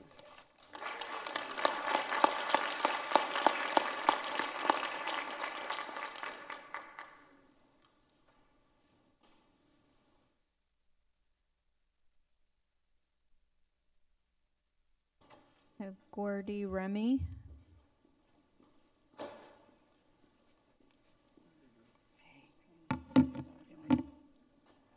Good evening, everyone. Thank you, board. Thank you, superintendent. My name is Guerdy Remy. I am the chair of the Seminole County Diversity and Inclusion Program for the Democratic Party. I'm also a case manager and a teacher. The outgoing superintendent stated, and I'm going to quote some of his statements. He said, "The incoming superintendent has been part of my leadership team for 8 years. She knows the business."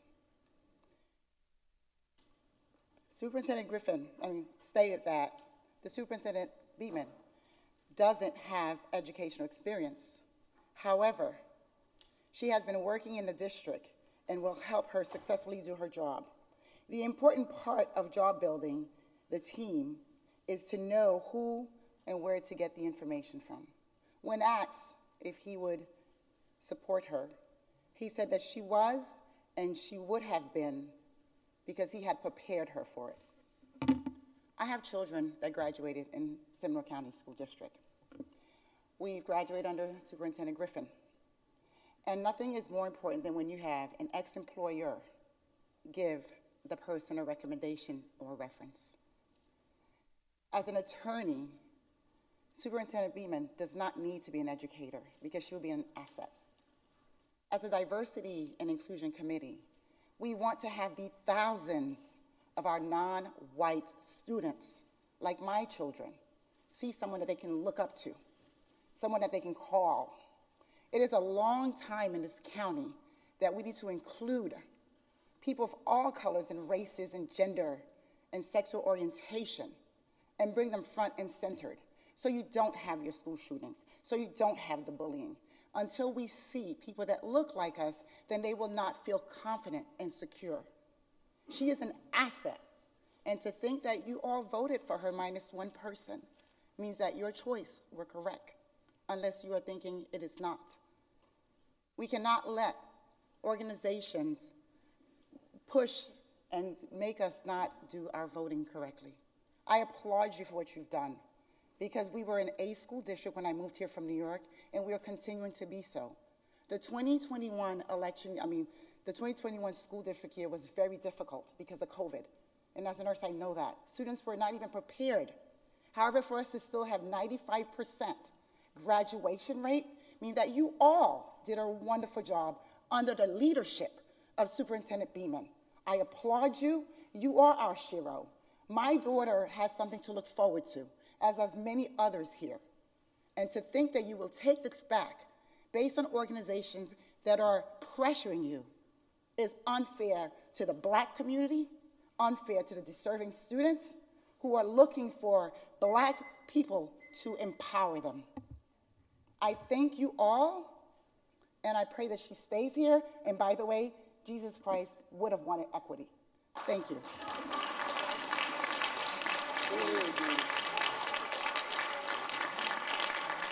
Kim Finnegan.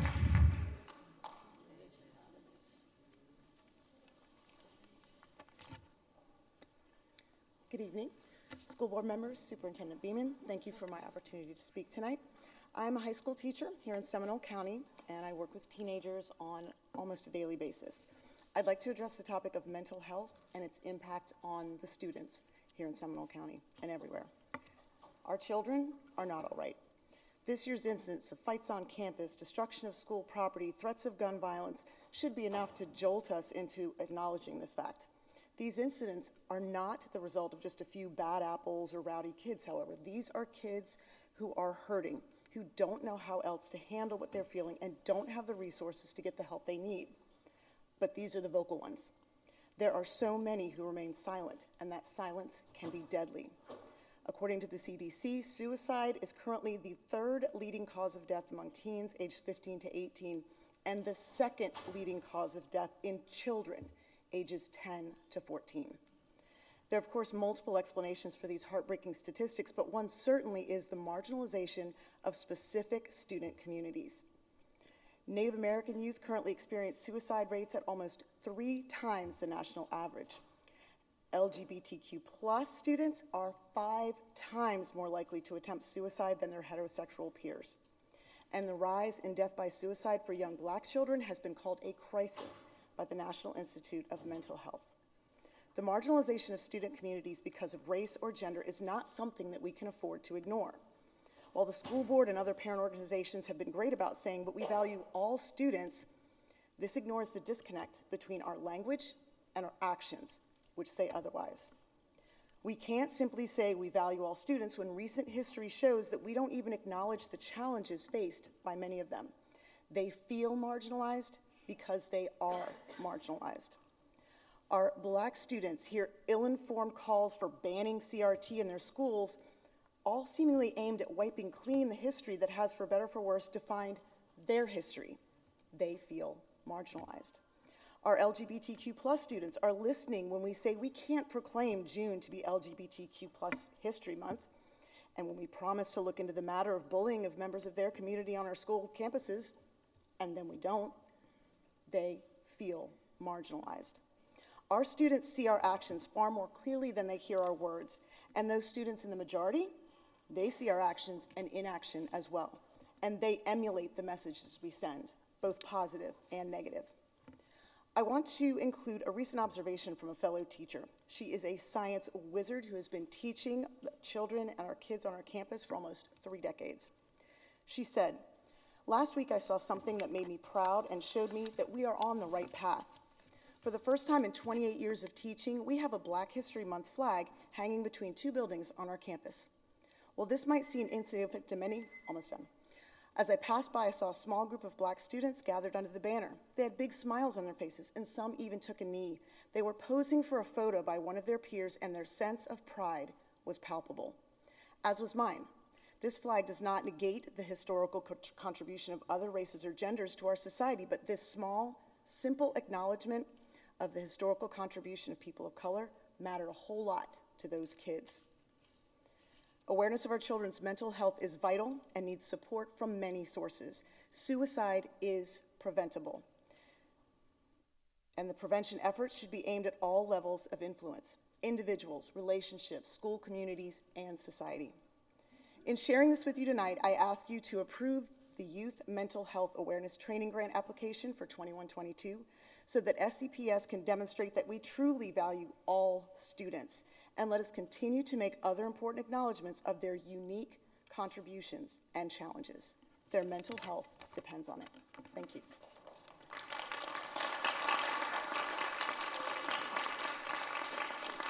Gerald Martin.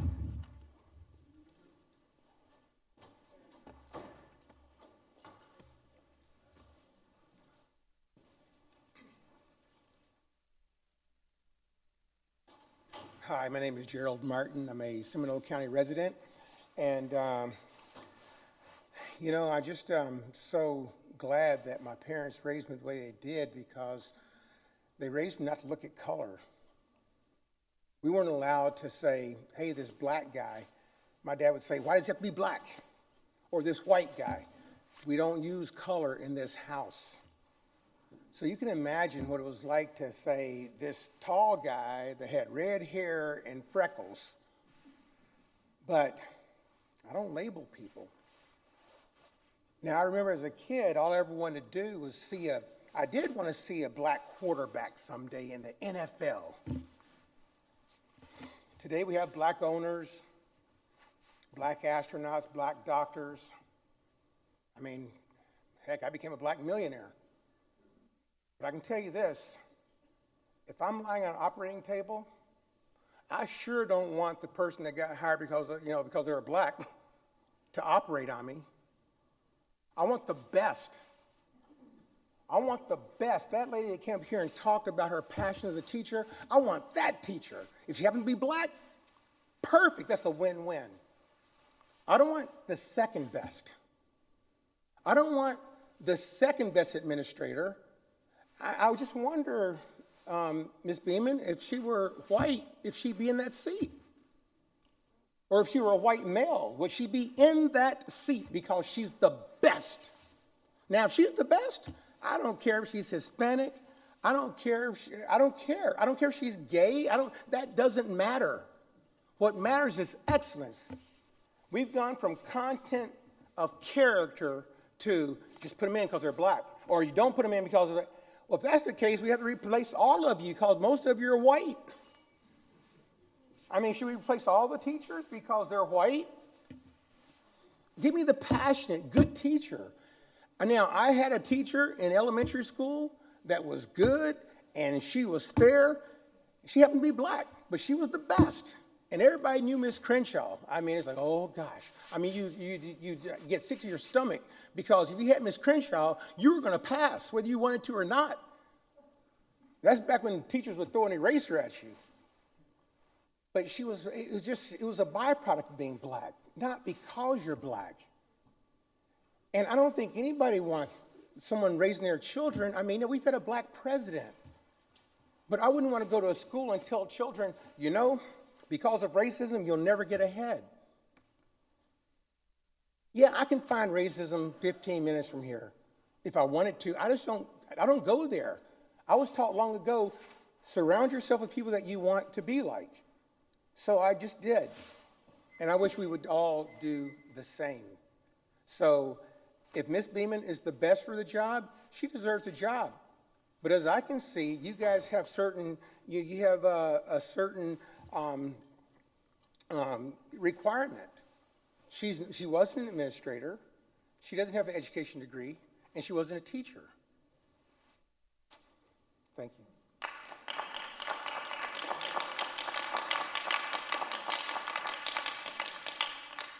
Superintendent, do you have a recommendation on the consent agenda? Yes, that the consent agenda be approved as presented. Have a motion? So moved. Second. Second. All in favor, say aye. Aye. Aye. Any discussion? Any opposition, say aye. Motion carries. Superintendent, do you have a recommendation on the personnel recommendations? That. Oh, did I? We don't need to. That's not in the consent. Is that in the consent agenda? It is? Okay. Okay. Superintendent, do you have a recommendation on discipline hearings? Yes, that the School Board of Seminole County approve the student disciplinary recommendations from January 18, 2022 and January 24, 22. So moved. Second. All in favor, say aye. Aye. Aye. Any discussion? Any opposition? Motion carries. Superintendent, do you have a report? Order, please. My report is read-only and included in your board books. Okay, board members, we are at board committee update. Member Sanchez. All right, first I'd like to say that the Asian Lantern Festival for the Central Florida Zoo was probably the best ever, especially fiscally. Don't forget that spring break for parents that want to have their children go to the zoo camp, go to Central Florida Zoo website and sign up. Also, they have a camp for President's Day as well. I think we already did the one on the School Board Coalition. I will be heading to Tallahassee in a week and a half, and I know a couple people have called me, and I am having some issues with my phone, so if you did, please call back. I know there was one call for sure that I don't have the number anymore, so if you could, that would be great. If any of you were able to listen in on the work session earlier, a lot was discussed with so many wonderful activities. Please take the time to look at the agenda, look at our board book beforehand if you'd like to, so you know that we take the time to look over everything as much as possible. And I just wanted to also state... Yes, Member Sanchez, hold on. Ms. Almond. We take a break, Yeah. please. We take a 5-minute recess, please. Okay, she okay? Getting out again.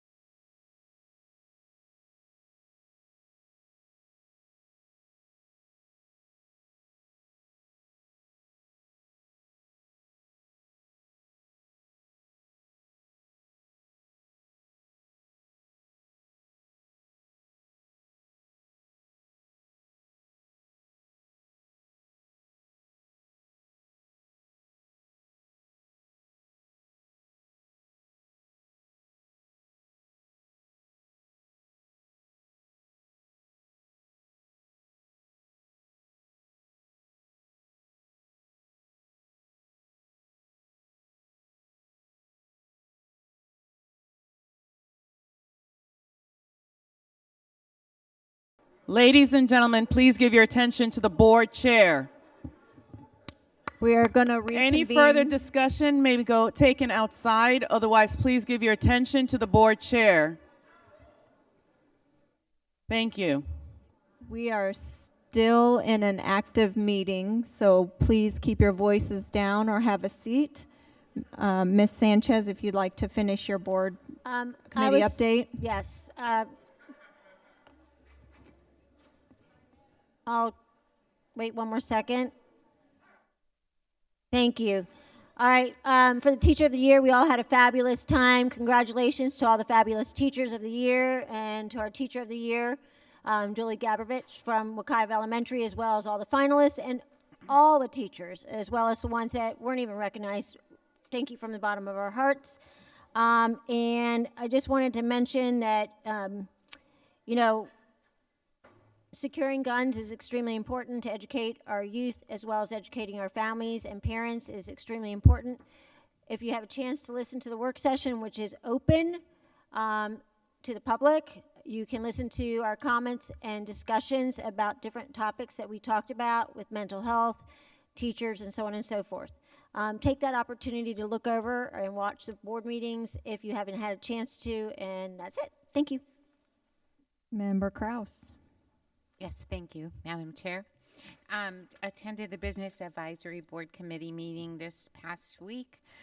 They're finishing up their deep dive, and they're going to have Attorney Cole Palmer address them about sunshine requirements and address the bylaws and so forth.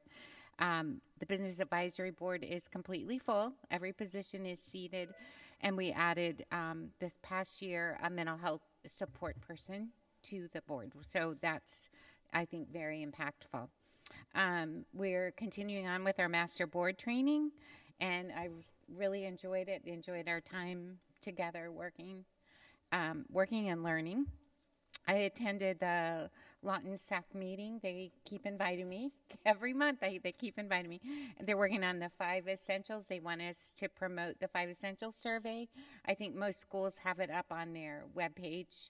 It's a quick survey, but they value the information. They really do read and review the responses from both the students. The students will do it in class, and the families do it outside of class. So please take the few minutes to do that. We had a wonderful Teacher of the Year celebration last week. Everyone looked so nice and was so excited to be back in person and not drive by gift bags. They loved being celebrated, and it's an honor to be able to recognize them. And then I started delivering Arts Alive checks from the foundation. And again, they're just nothing better than delivering a check on a Monday. That would start the week. So thank you to our foundation for supporting the arts in Seminole County. Thank you. Member Almond. Thank you. Since I came in a few minutes after you all, I was upstairs. I hope I'm not repeating anything. No. So the science fair, I was most impressed talking to one of the judges and his son, who was a former student. The son did a project in 8th grade. He just graduated from Yale, and he was given $1.5 million investment in his project. And of course, it's one of the Patel children, you know, who always excelled at the science fair, but it was really great to hear that. I went to the AP Art underclassmen show at the Casbury Art House. Very talented students, really nice work. You can talk about band. Casbury Chamber had a membership drive this month, and they thanked us for our renewal and continued participation in the chamber. And lastly, the Leadership Seminole Summit. I think the most impressed I was with the fact that in Orange County, John Rivers from Four Rivers has a nonprofit called Four Roots, and they're building with partners an agriculture and health school in Orange County. Dr. Phillips Charities gave them the property, and it is going to be absolutely magnificent. I wish we could do the same here. That's my report. Member Calderon.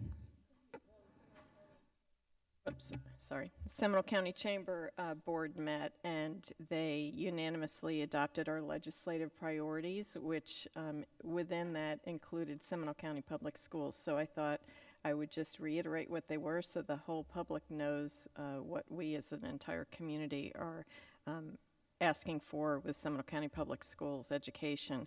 We support employability by funding industry standard technology for Seminole High School's Academy of Health Careers. We support the utilization of PSAT mathematics scores for students to earn high school accountability points if the student has already completed Algebra 1 and or geometry in middle school. And we support maintaining the funding compression allocation. So there was a lot of discussion today of us supporting our issues, so I thought I would share it with the general public. In addition to the chamber meeting, we also had an Orlando Science Center board meeting last night, and they were lucky recipients of numerous grants. One of the largest, though, is the Shuttered Venue Grant. They were one of 3 in the nation that were awarded that. And just wanted to put on everybody's calendar, Otronicon is coming up in a few weeks for families to attend at the Orlando Science Center that long weekend. They too also have spring break and summer camps, and they are open for field trips and look forward to welcoming our students back again. And in addition to my fellow board members, we so enjoyed the science fair and the AP art show. I wouldn't have guessed they were underclassmen this year, the quality of the artwork. And the robotics competition Sunday at Haggerty High was great, and the majority of the winners were Seminole County Public School students going on to the next level. Kudos to our coaches and the students that have been competing in the academic tournaments every week. If anyone wants to feel a little bit non-worthy, you need to attend one of those afternoons. The questions and, more importantly, the correct answers that these students know are unbelievable. I wanted to give another shout out to Karen Hendricks, who was named our wellness champ for the entire district. We care about the health, physical health, mental health of our entire SCPS family, and she just goes above and beyond each day, making sure that everybody at her school stays healthy. Middle school honor choir concert was great. The arts are alive in Seminole County when you get to attend those things. The Parent Academy, I have to thank the staff who hosted. Ms. Beeman was the keynote in the morning. I wish more people had attended. So based on our work session discussion, I think we can use best lessons learned and bring that into each of our district high schools to work with our communities better. And also had the opportunity to attend a few community meetings. Mr. Bentley talked about one that we had at the Boys and Girls Club hosted by District 2, City of Sanford, and also the Seminole High School 9th grade center. Twice a year they meet with the team and the community to ask what the needs would be and just listen from the community so we can make sure that we're putting the students on a good trajectory. So they're working hard, and we appreciate our staff, love our guidance counselors, CTE teachers, and happy Valentine's Day, everybody. Thank you. I had the opportunity to sit in on accreditation reviews for both Lyman and Lake Mary over the past 2 weeks, and what a great process, what great questions. I will say both of them unique in their own, but each of them made comments like, this is one of the best, most prepared high schools processes I've been through, and that just feels so good to hear that from someone. And the people who are on the interview panel aren't from here, they're from Miami or they're from Tallahassee. It's really nice just to get that feedback. I suspect we'll hear some great news coming up soon. You all mentioned the Teacher of the Year recognition. Today we went and recognized the top 5 Employee of the Year finalists, and just want to thank Missa Mills and her entire team, the committee that worked tirelessly to identify the Teacher of the Year and then put the recognition together on Friday, and for Grace and her team for getting us to the top 5 finals for Employee of the Year. It's great to see a lot of recognition going out to a lot of the teams, academic, sports. Our kids are back and they're doing things they like to do, and you're seeing the success. And it's so wonderful to hear the state champs, the regional champs, the this, the that's. And so I couldn't be more proud of what our students are doing. Thanks for all of our teachers, our staff. I look forward to moving on and upward through the end of this year. And that's my report, and that will conclude this meeting. Thank you for a long day today. Appreciate it.